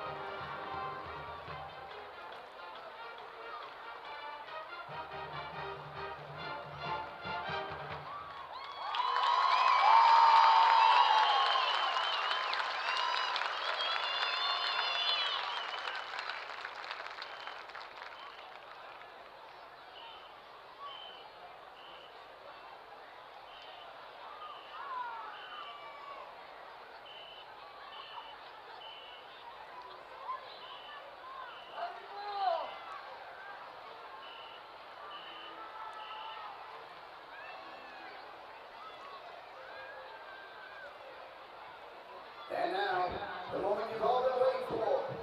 Please welcome to the field, the Grand Oaks High School Grizzly Marching Band. The Grand Oaks High School Marching Band is led by Max Blake, Jessica Robert, Professional Director Jacob Morales, Color Guard Director Chris Brown, and twirling coach Sue Young. The band is under the field direction of head drum major Kylie Burke, senior drum major Ella Moran, and junior drum majors Caitlin Faddis and Alice Damaro. The color guard is under the leadership of captains Sophie Winston, Pat Smith, and Haley Garcia. The Grand Oaks Grizzly twirler is Emma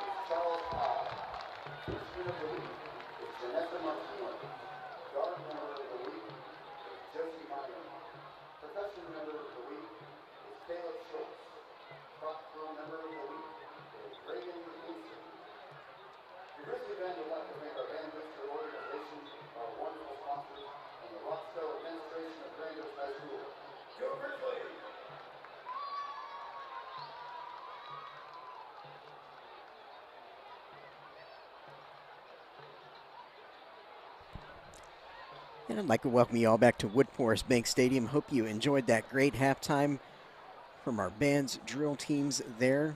Outstanding stuff as always, seeing all the work that goes into what happens here on Friday nights.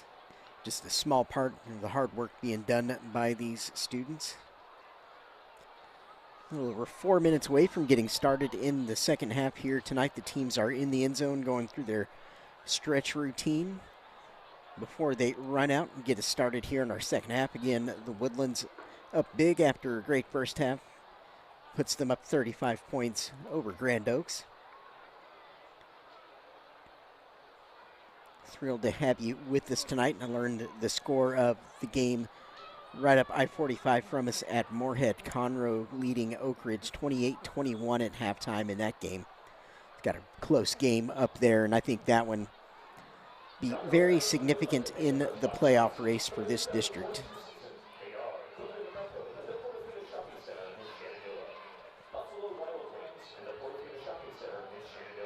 Again, Oak Ridge 0-2 to start in district, so they're really wanting to get that win. So again, very interested in how that one plays out in the second half.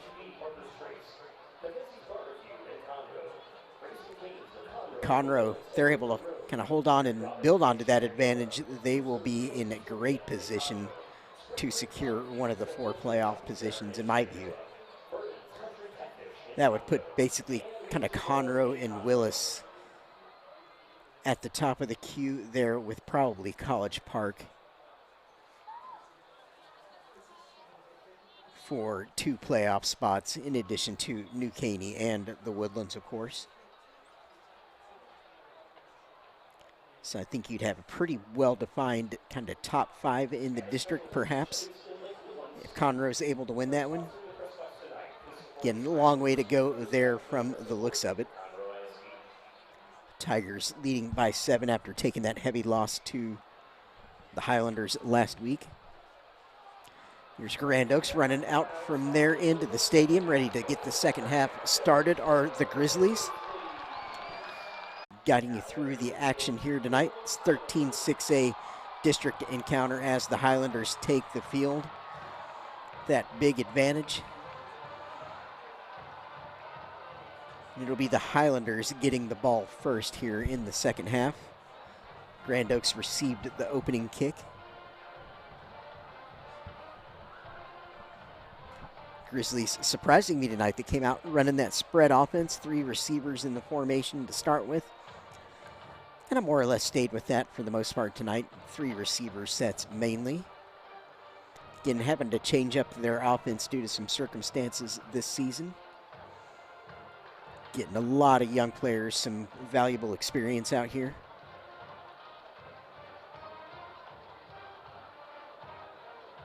Trying to lay the foundation for the future, but at the same time, very much still in the race this season. They can continue to make little improvements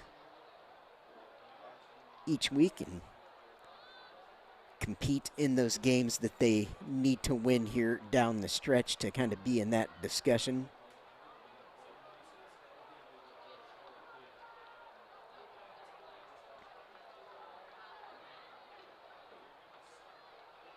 Again, in each district in Class 6A, top 4 qualifying teams based on district record, and can be kind of tie-break factors as well if you have teams tied on record advance to the playoffs.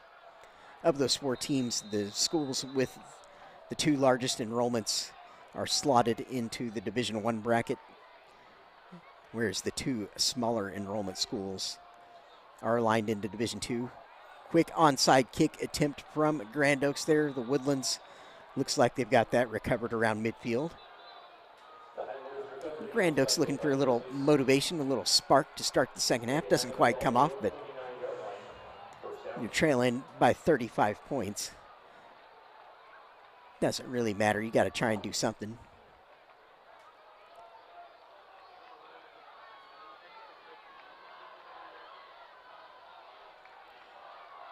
So the Woodlands offense, this has been basically their field position all night here tonight, right around midfield. Only had one drive that they were backed up on, and funny thing about that drive is they scored in one play, 79-yard touchdown pass from Matoyer to Walker.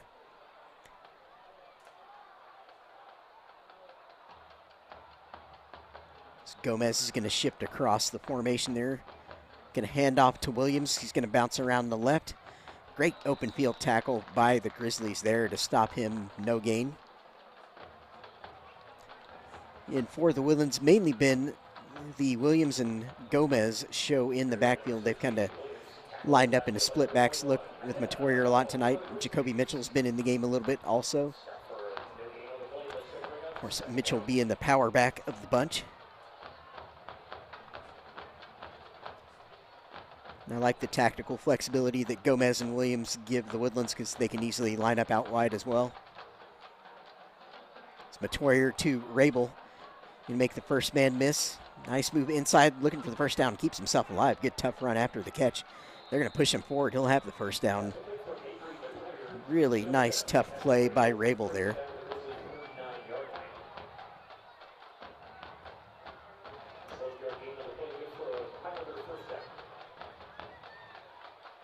Spoke about the natural chemistry that he and Matoyer seemed to have in that first half.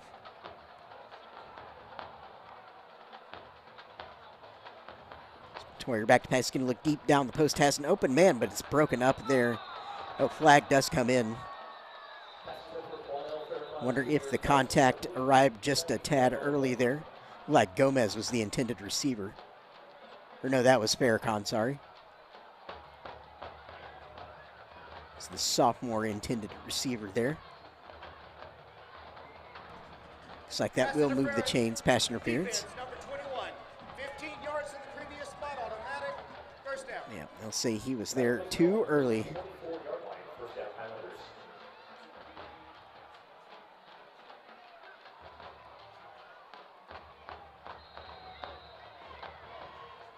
It's a 4 receiver set for Matoyer here.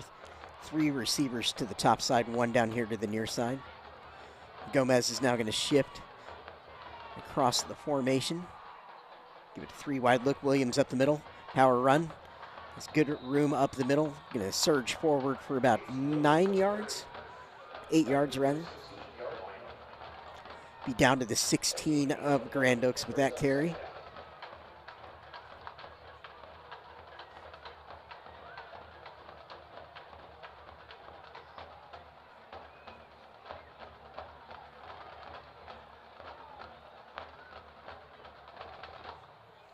Sawyer, quick throw out left. Has his man, Sparacon, going to try and turn the corner. Does. Does he get to the pylon? He does. Touchdown Highlanders. Juanel Farrakhan, sophomore receiver, on that catch and run. Does a good job dipping his shoulder, finding the end zone in the end there. Have a brief timeout on the field. Grand Oaks player can receive some attention. Again, the Woodlands, nice positive start to the second half, going right down the field. Of course, they only had to navigate half of it after recovering that onside attempt by Grand Oaks to start the second half. Easily moving it downfield, combination of Williams in the running game, and then the cherry on top there at the end from Farrakhan, taking it into the end zone. Makes the score 41-0 Woodlands, pending our PAT here coming up, of course. In a lot of meaningful action taking place in every district. Oak Ridge at Conroe, and I mentioned the score in that one. Conroe leading 28-21 over the War Eagles at halftime. Of course, our game here tonight, New Caney district leaders being the only team with the night off.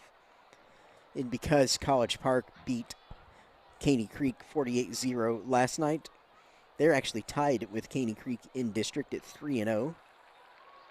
College Park putting together a nice string of wins after losing their opening 2 games of the season. College Park overall record now at 3-2 after that win last night. Nice response from the Cavs. So New Caney and College Park atop the district 3-0. The Woodlands Highlanders 2-1 right now, on their way to 3-1 here by finishing this one off tonight. Conroe Tigers again leading over Oak Ridge at half. They're 2-1 in district. Cleveland 1-1. Willis 2-2. Or Willis is 1-2 rather. Playing Cleveland tonight. Grand Oaks 1-2. Oak Ridge 0-2. Caney Creek 0-4 now.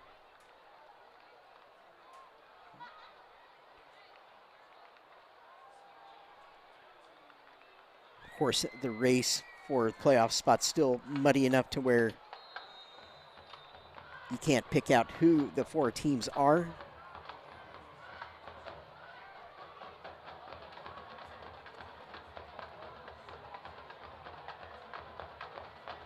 Starzik puts the kick up and through. Be 42-0 Woodlands after that. In the Woodlands and Conroe, the top 2 largest enrollments in the district, so if either one of them get into the top 4 for the playoffs, they're going Division 1. So the Woodlands, via that big win over Conroe, would be the top seed in the Division 1 bracket from this district right now.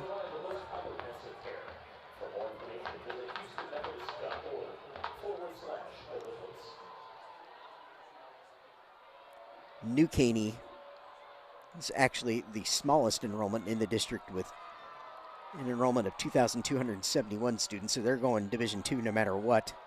Of course, they would project as the top seed in top seed in Division 2 from this district as things stand right now. But as mentioned, I think there's a ton to sort out in this district. I think I reeled off kind of 5, maybe 6 teams that could be battling for 2 playoff spots in this district. So it's going to go right down to the wire here. Starzik tees the ball up. Send it down there. This one will be almost returned, but just catches the ball, goes straight down. Grand Oaks not returning any kicks here tonight.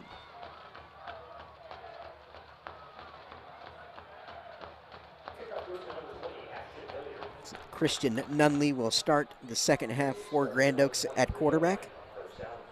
It was Grant Smith who ended the first half running this offense. Now it's Nunley back.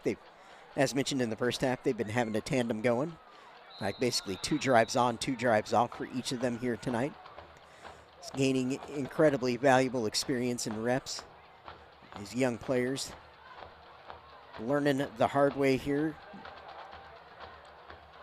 Nunley over the middle, got a post route, looks like A well-caught football there. Number 19 for Grand Oaks on the reception.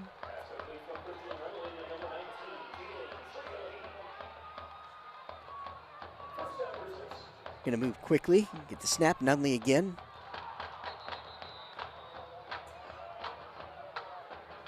Quick throw incomplete. He was looking for Micah Dixon there.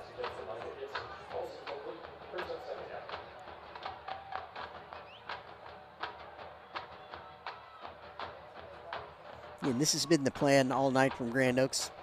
It's coming out clear intent to throw the football tonight, using mostly 3 receiver sets. Now they're going to motion out empty backfield. Going to be a quarterback sweep. Nunley's got room, and he can run. Nunley off to the races inside the red zone, all the way down to the Woodlands 15. When I've seen him run, it's like he's clearly got speed, and you would expect that to be a bigger part of the offense, and maybe it will be moving forward. Really fast player. Looks like he's going to run the same play, quarterback power, but he's going to toss it out this time. Nowhere to run, though, for the receiver. It's number 12, Trenton Warzen on the catch.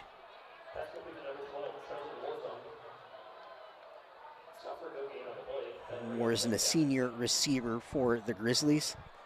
Again, first time in the red zone tonight, I believe, for Grand Oaks. Nunley tried to pick it. It's going to be picked off by the Woodlands. Threw it high.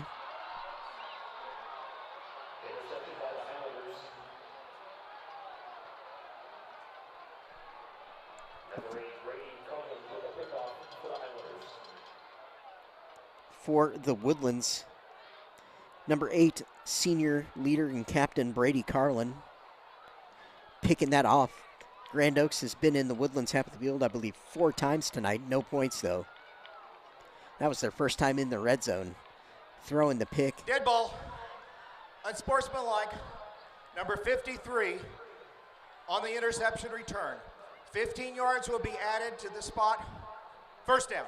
Looks like the Woodlands going to get a little bit of a field position, positive field position result after that. Unsportsmanlike, moving the ball up 15 yards.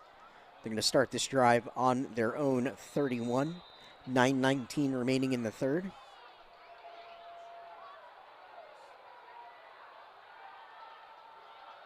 Highlander offense, 4 receiver set bunch. Looks like Patchins now.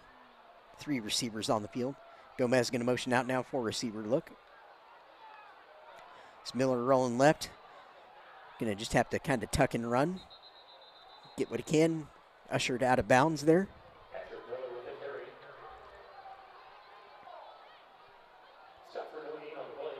With that, you would expect Matoyer's night ending early here.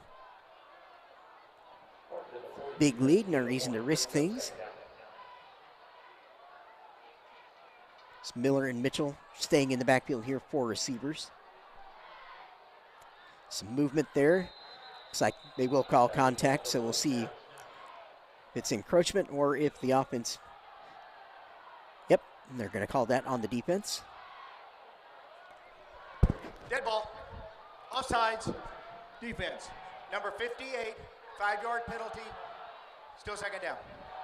Get the call from the field there. Woodlands be on their own 47 now, in what we call the go zone on offense, as in anything in the playbook goes once you get out to about your own 40.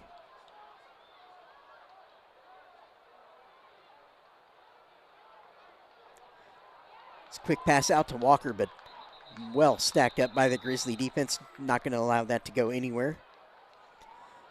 Good to see Grand Oaks players out there still competing, playing hard. Not worrying about the scoreboard, letting that influence their effort level, which, as a coach, exactly what you want to see. Guys continue to compete. Play for one another, play for your teammates.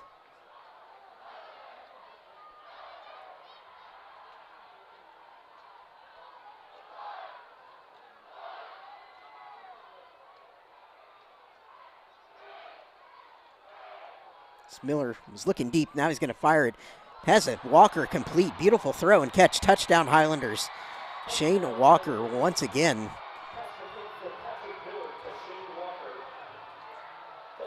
Again, kind of a pump fake there from Miller, but just threw a beautiful football there to Walker. Just picture perfect pass in the air. Led Walker perfectly up the field with that throw.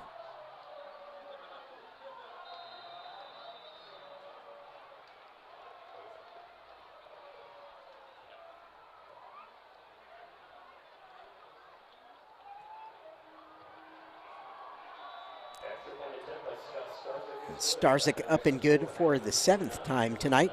Score 49-0 to the Woodlands now. 7:23 remaining in our third quarter. Again, just more of that explosive offense from the Highlanders. Seen it 2 weeks in a row now to great effect against both Conroe and then again here tonight against Grand Oaks.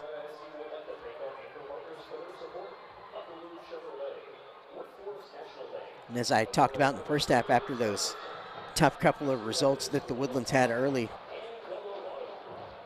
coming out here in the middle part of the season and getting things rolling as you would expect given the talent level on this Highlander football team. And you need to keep that momentum up, keep fine-tuning in practice as district rolls on. Make sure they arrive in the state playoffs as the best version of themselves they can possibly be.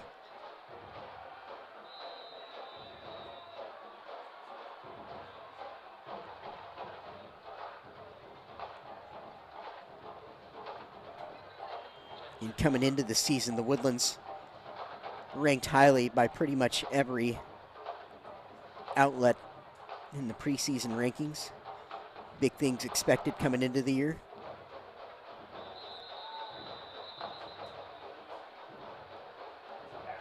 Fair caught ball by the Grizzlies, going to start this possession about on their own at 22, it looks like.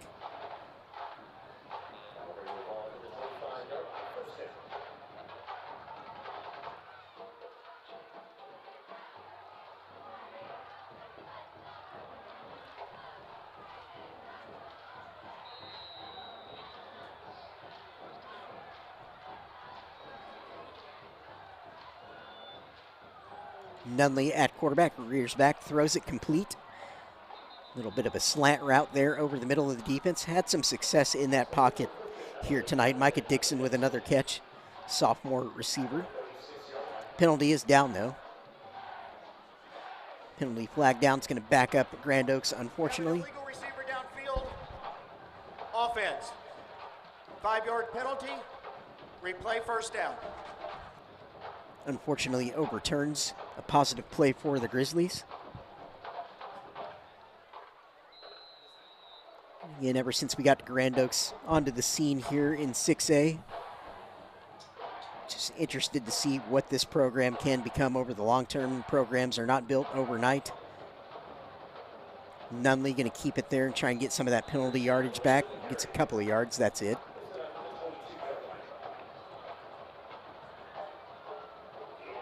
Again, we always expect kind of instant success, it feels like, but it takes a lot longer than that typically. Be a very patient process, and building a football program requires an entire campus and not just a field house. Nunley throws again into the slot area and incomplete. I think that's something that people kind of underappreciate about elite programs, is that it's never just about what's going on in the field house. Usually buy-in from every level of the school, from the principal to the band director to obviously football coaches, cheer, drill team directors. Usually a joint effort by all the leaders on campus. Of course, parents in the community as well. Raising up young men who come in ready to compete.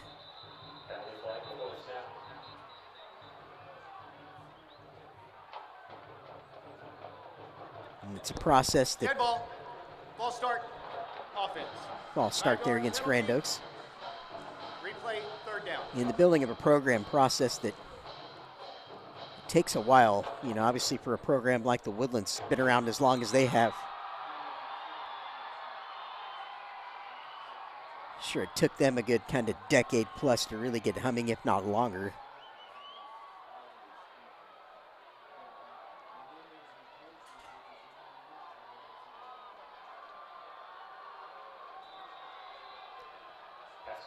Pass out to the right, bring up a 4th down. So this groundwork that these early days Grand Oaks football classes are laying for those who will follow them, extremely valuable. Valuable for the players obviously currently here. For any who follow down the road.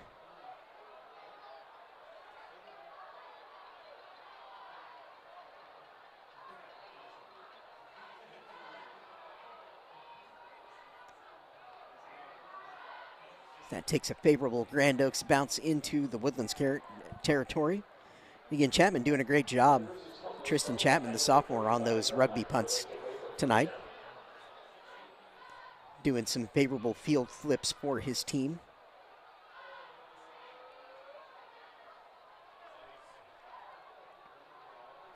.552 left in our 3rd quarter. I think from the Grand Oaks program, just patience required.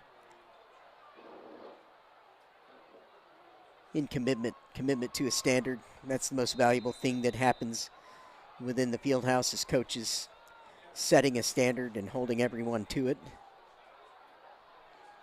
You don't adjust the standard depending on how much you're winning or not winning. It's a nice, powerful run by the Woodlands up the middle there. 1st down yardage. Jacoby Mitchell on that carry into Grand Oaks half the field with 1 carry. It's a 22-yard gain, first play of the drive for the Woodlands.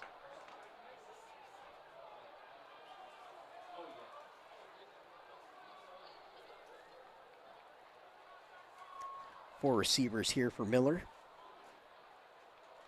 He's going to throw deep down the sideline. Has Bolander wide open, caught. But his momentum will bring him down, or they're going to say mark him down right about the 5-yard line. Would have been a touchdown had he been able to keep his feet.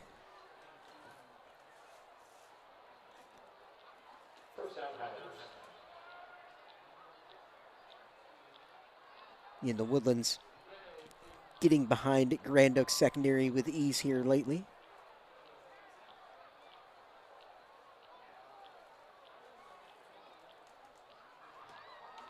Yet another accurately thrown ball by Miller there, right on the money.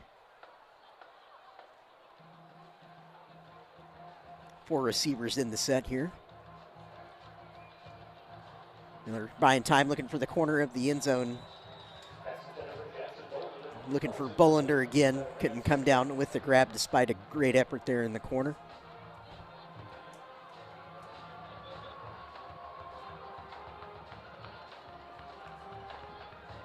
Again, we encourage any of you on this stream, like our video, hit the bell to subscribe to the channel for Conroe ISD Athletics. Follow us, of course, on the YouTube platform as well as Instagram and Twitter. Conroe ISD Athletics, at Conroe ISD Sports handle.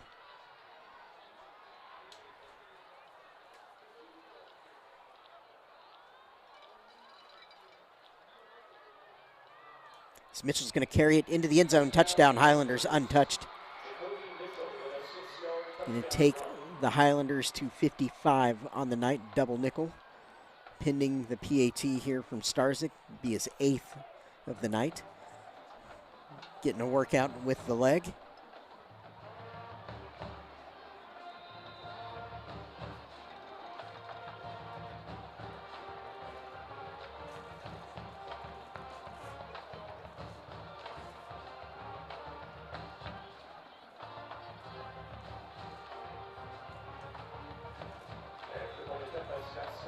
Going to boot that through easily yet again. Now take our total to the Woodlands 56.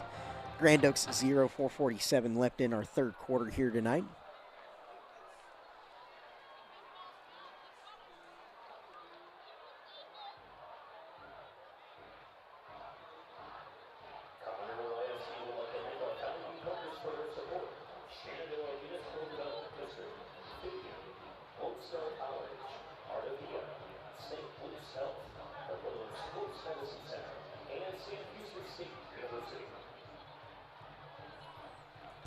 when Grand Oaks gets the ball back here. Should be a Grant Smith series on offense now. We'll see what they do. So like I said, they've been going kind of 2 series on, 2 series off with the quarterbacks here tonight, Grant Smith and Christian Nunley. See if they stick to that here. They've got to get the kick fielded first.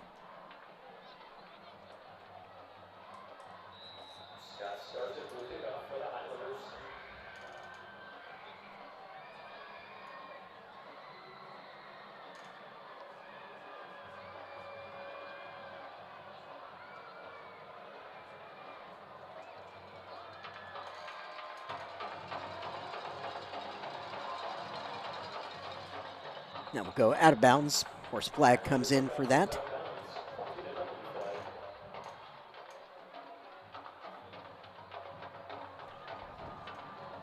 Free kick out of bounds on the kicking team.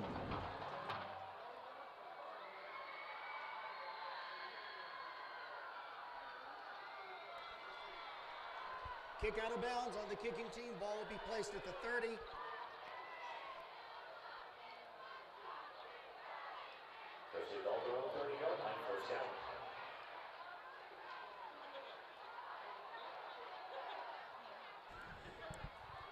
And it will be Grant Smith in at quarterback, the freshman for Grand Oaks here.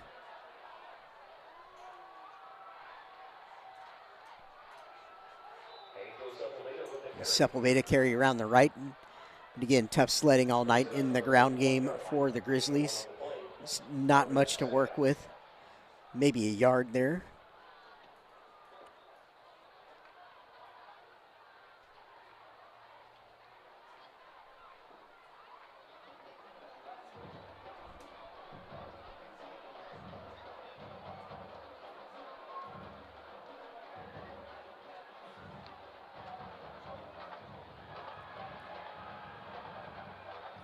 Run up the middle, Sepulveda.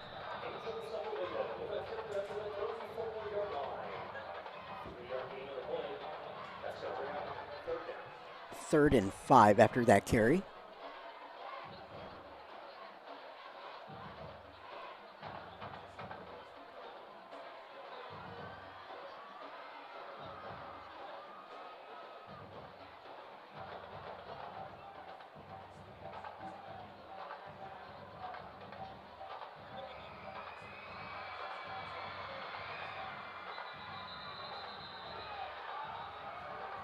That run will be stacked up there, no gain. Bring out the punt team for the Grizzlies. And Chapman once again here.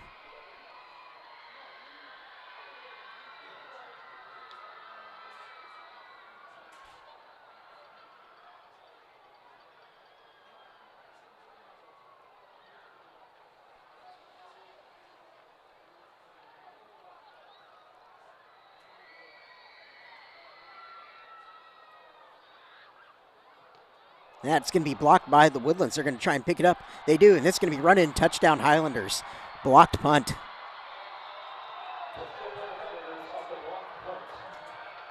Of course, that is the big risk when you do that style of punt.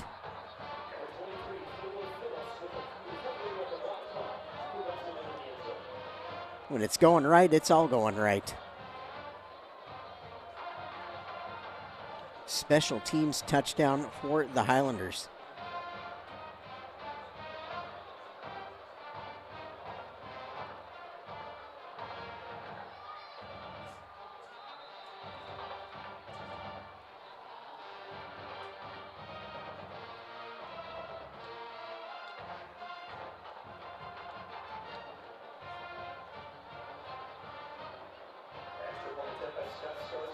Starzik again, all of his PATs look the same, just blasted through. 63-0, the Woodlands still in the third quarter here tonight. Matching their total points from last week against Conroe.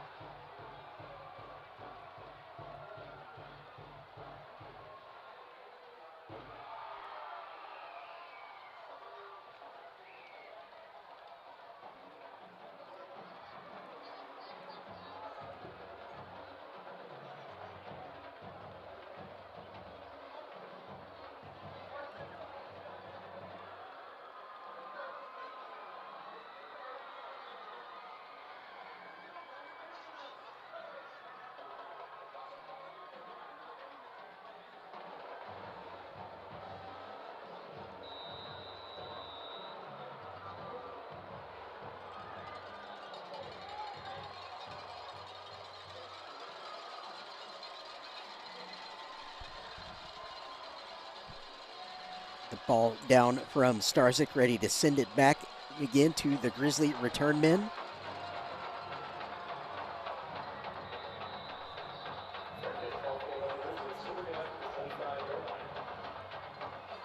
Yeah, my name is Jeremy McGrail, and you can follow me on Twitter at TexasTNG, and TNG stands for Tradition Never Graduates. Little side project for my brothers and I, Class 6A.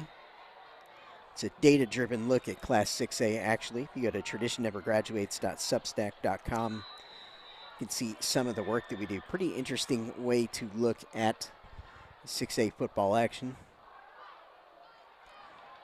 It's a nice zone read keep there from Nunley, and he's going to be off to the races around the left side. Again, showing his speed, getting into the Woodlands half of the field. Great run by him.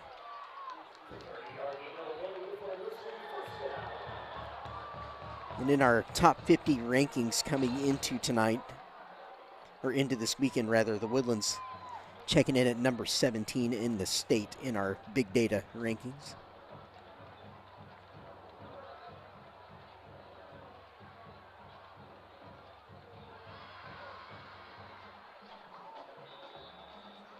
Ricky Burnett carry around the right side, no gain.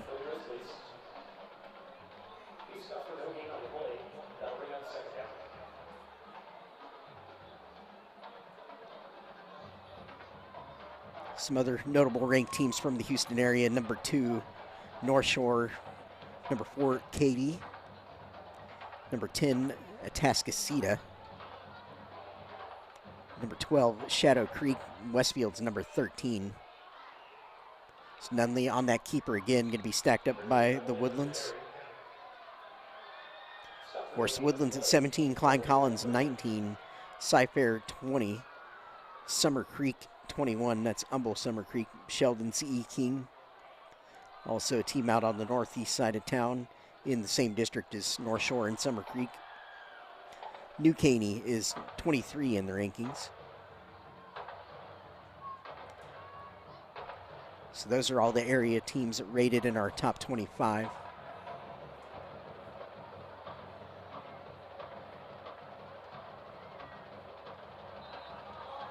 Actually do a weekly podcast on the site as well, recapping all the action.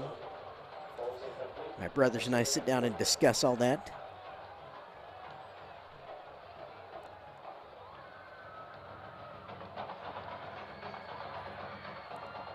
Started covering the state's top classification way back in 2000. After I finished my senior year and was starting college, started a website called 5A Texas Football. At the time, we covered the top classification in the state actually for 12 years before we shut it down in 2012. Pretty fun little venture we had.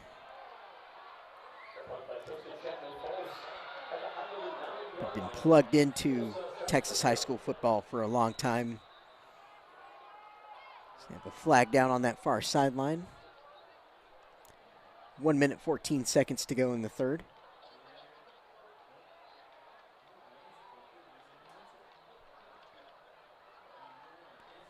Illegal substitution, 12 men on the defense.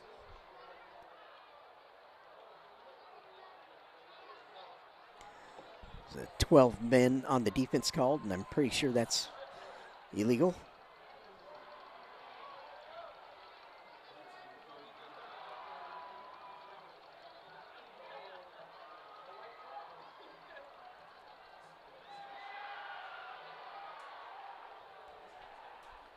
Illegal participation, 12 men on the defense. The penalty is declined. It'll be Woodlands ball at the spot the punt ended.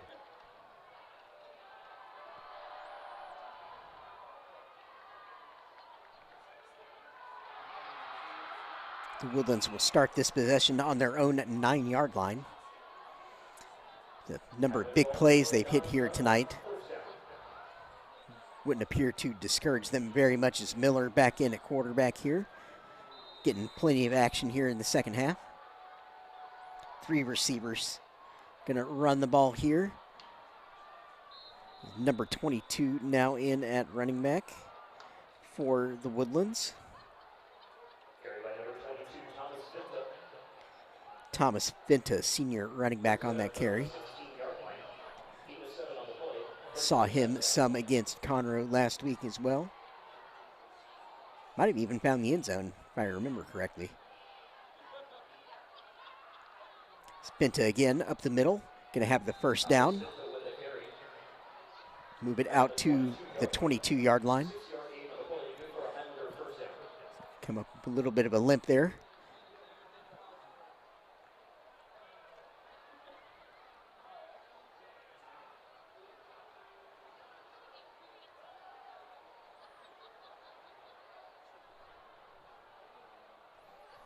Yeah, but fresh back sub into the game, Santiago Perez Alvarez.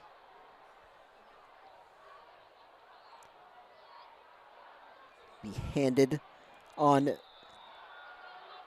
play to number 83, looks like for the Highlanders, Josh Robertson, senior. Get a lot of valuable reps here late in the game. That carry will end our third quarter, so we're going to flip ends of the field. Woodlands up huge, 63-0 going into our final quarter here tonight.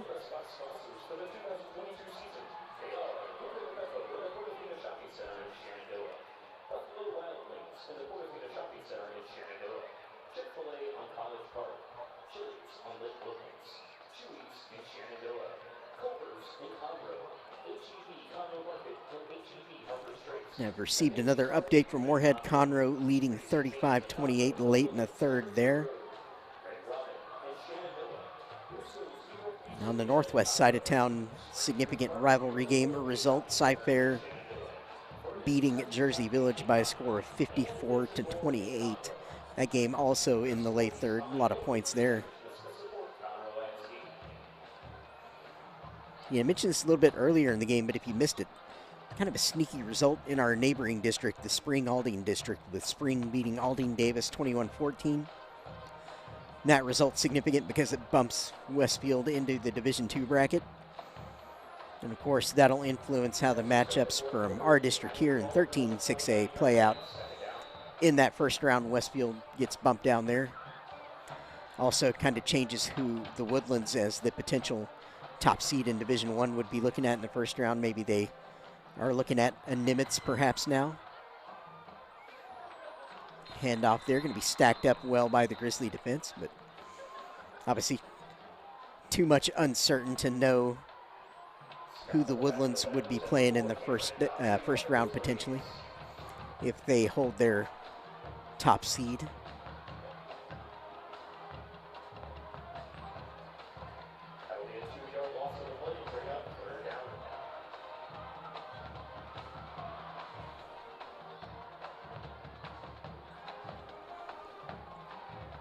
Yeah, both Division I and Division II playoff brackets, 64 teams in each one.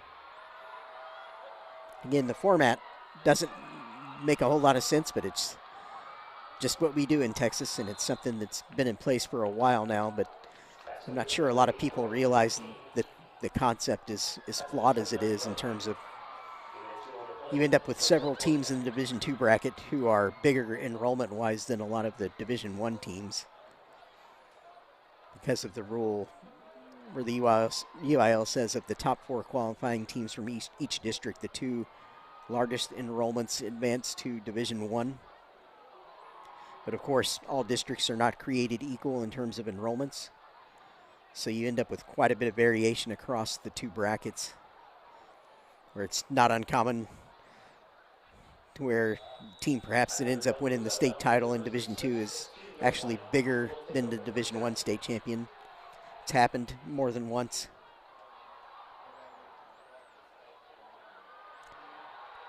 It's interesting, you go back to the early 90s, that's when the big school, small school concept first took shape in the Texas high school football playoffs.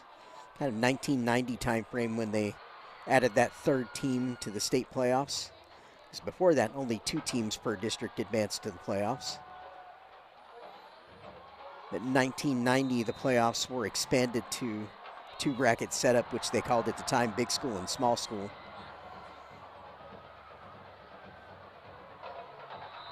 So the Woodlands stacks up that hitch attempt there for tackle for about a 5-yard loss. Yeah, at the time around the state of Texas.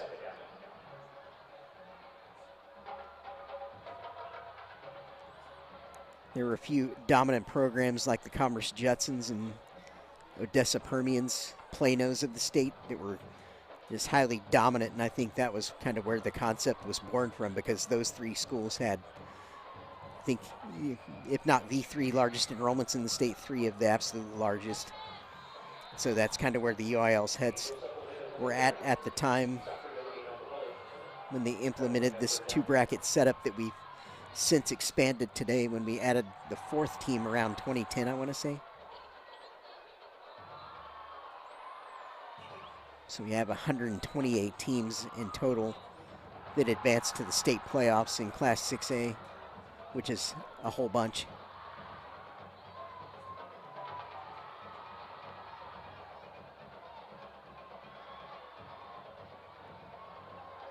Nunley back pass going to look deep. Down the middle, overthrows the intended target on that 3rd and long. Bring on punt team again for Grand Oaks here. Look for a better result this time. Get that kick away, of course.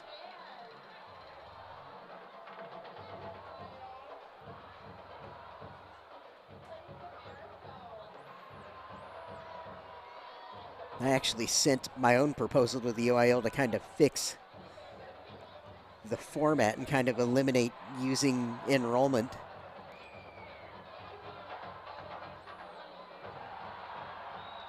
It's kind of the be-all, end-all for positioning teams being in either Division I or Division II. Had a proposal read in front of the UIL some years back, actually. I called it the Super Bracket. And at the time, we were still just taking 3 teams per district, so it was a 96-team bracket where the district champions all received byes.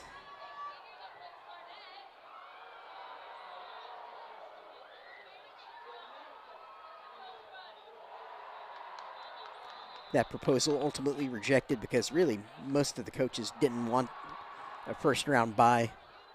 They didn't want the week off.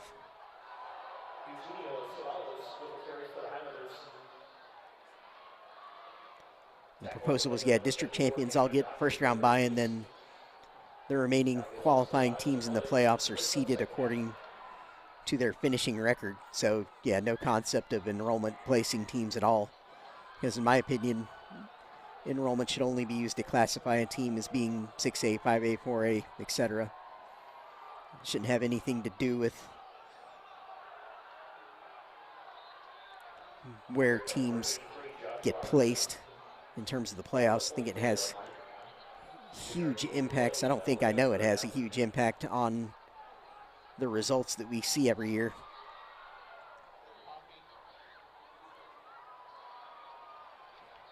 Who knows all of the matchups that we've kind of missed over the years kind of in this sort of format, but we kind of just get on with the show and play the games.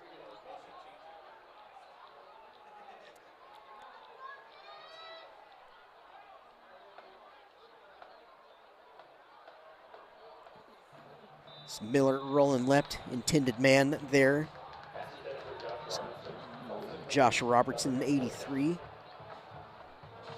Now bring up 4th down for the Highlanders. 7:39 left in proceedings here tonight. Woodlands going to improve their district record, of course, to 3-1. Be 4-2 overall after this game. Again, hard to believe we are officially into October tomorrow. A lot of playoff talk, and they will be here before you know it. Just a few short weeks, and the picture will be much clearer than it is now.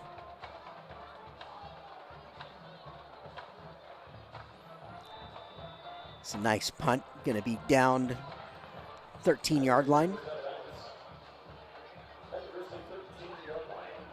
Again, appreciate any of you staying up late with us here on this beautiful Friday night from Wood Forest Bank Stadium, Conroe ISD Athletics. 13 6A district action. course, Grand Oaks on this defeat would move to 3-3 overall, 1-3 in district. They'll need to find some games down the stretch here that are winnable for them. Give them a nice little goal to shoot for. Again, very young team, so all these reps that these young players are getting for the Grizzlies, extremely valuable. Can't be overstated, just this live action, especially against a team as good as the Woodlands. They get to see what high-level football is all about, learn from it.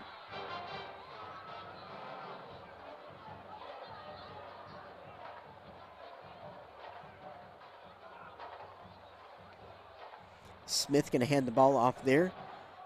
35, Ricky Burnett, senior running back for Grand Oaks. Nice little 5-yard gain, be 3rd and 5. 3rd and 6, I guess, officially, according to the scoreboard.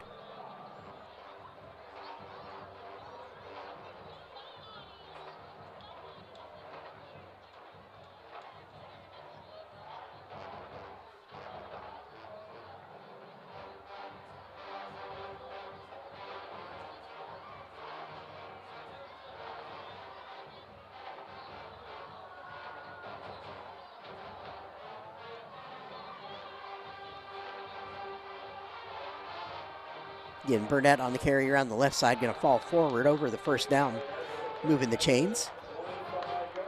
Positive result there for the Grizzlies. Nice to see.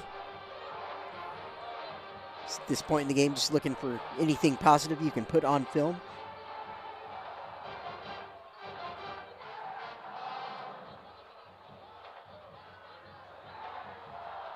Of course, looks good on the highlight videos for some of these guys too.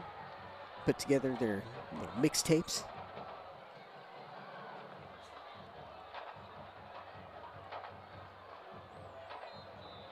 Good tackle by the Woodlands defense there.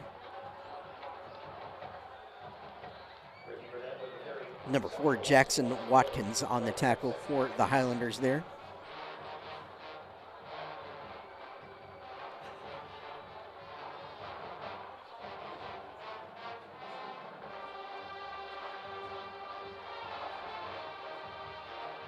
I was quite impressed by the Woodlands rush defense overall. Pass defense has been solid as well. Given up some plays at different points tonight, but they've not allowed any points on the scoreboard. As the Woodlands smothers that in the backfield. It's Clement Harris, I believe, the first man to the football there. Senior defensive lineman for the Woodlands. Highlanders looking to preserve this shutout here tonight.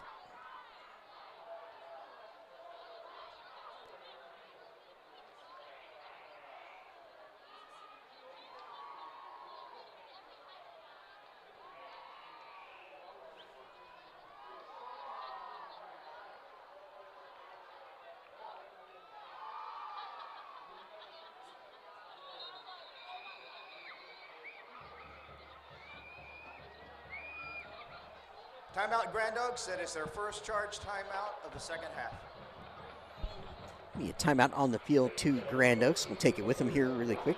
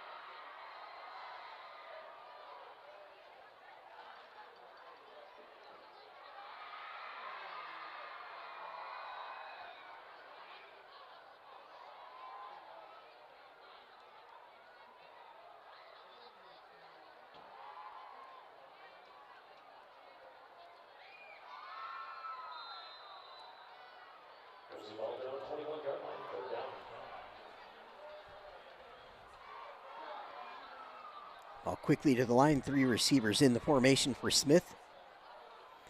Gonna look deep down the middle of the field, no one there.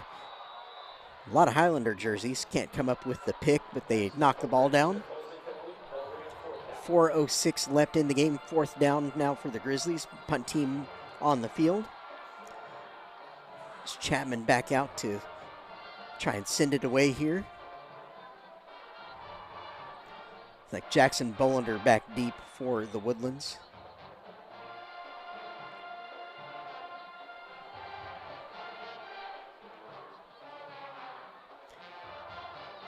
Fair catch by Bolander, cleanly fielded.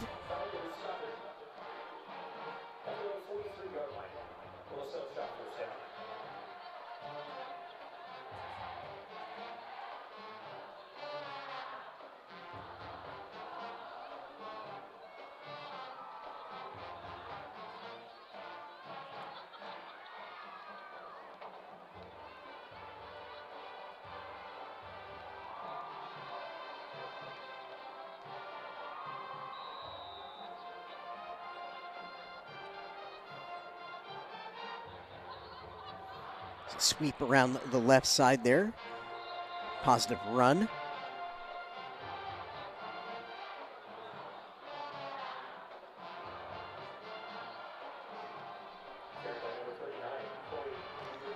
It's number 39 for the Woodlands on that carry. I believe his first of the night.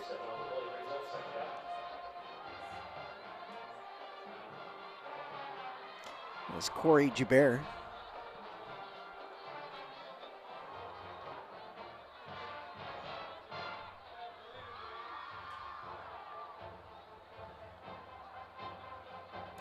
Carry it again here, have the first down and more. He's going to cut around the left side into the open field. Inside the 35, be marked down at the 34-yard line of Grand Oaks after that first down carry. It's 2 in a row for Jabert.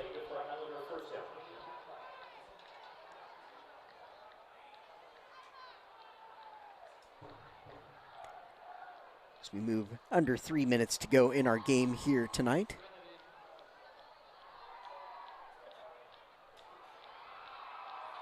Again, 2 very impressive outings in a row for the Highlanders.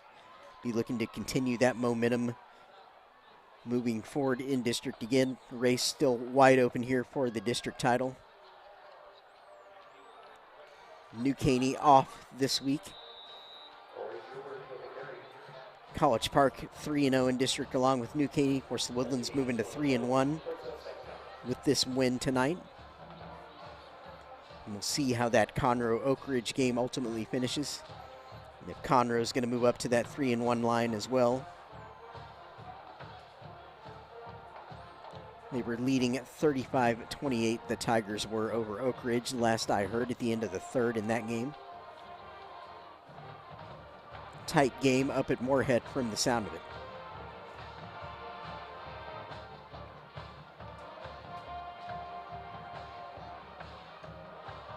Run around the left side for the Woodlands. He's into space. Can be knocked out of bounds.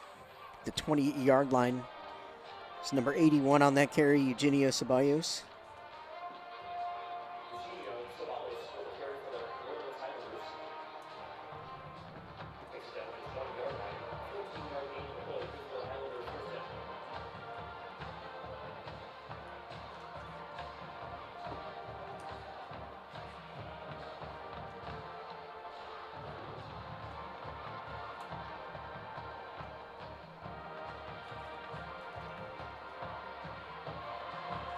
We thank all of you for joining us on this broadcast here tonight from Wood Forest. It's Miller, a little bit of a broken play there. Just going to get down. Keep the ball in play. I think that should pretty much do it here as we move under a minute left.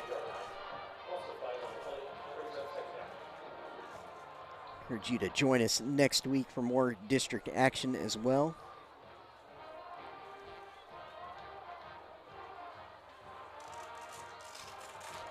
Again, sounds like that Conroe Oak Ridge game will be one worth watching back.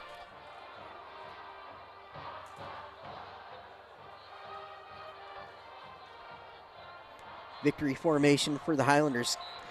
Miller takes that knee, and that will conclude our game here tonight. The Woodlands going to run out 63-0 winners. Again, trying to keep pace at the top of the district along with New Caney. College Park also at 3-0 in district. So we are right in the thick of it. Hard to believe we are into October as of tomorrow. And the state playoffs will be here very rapidly. 2 very impressive wins on the trot by the Highlanders. Teams meet at midfield to shake hands. Again, thank you for joining us. My name is Jeremy McGrail, and we will see you next time for more Conroe ISD athletic action.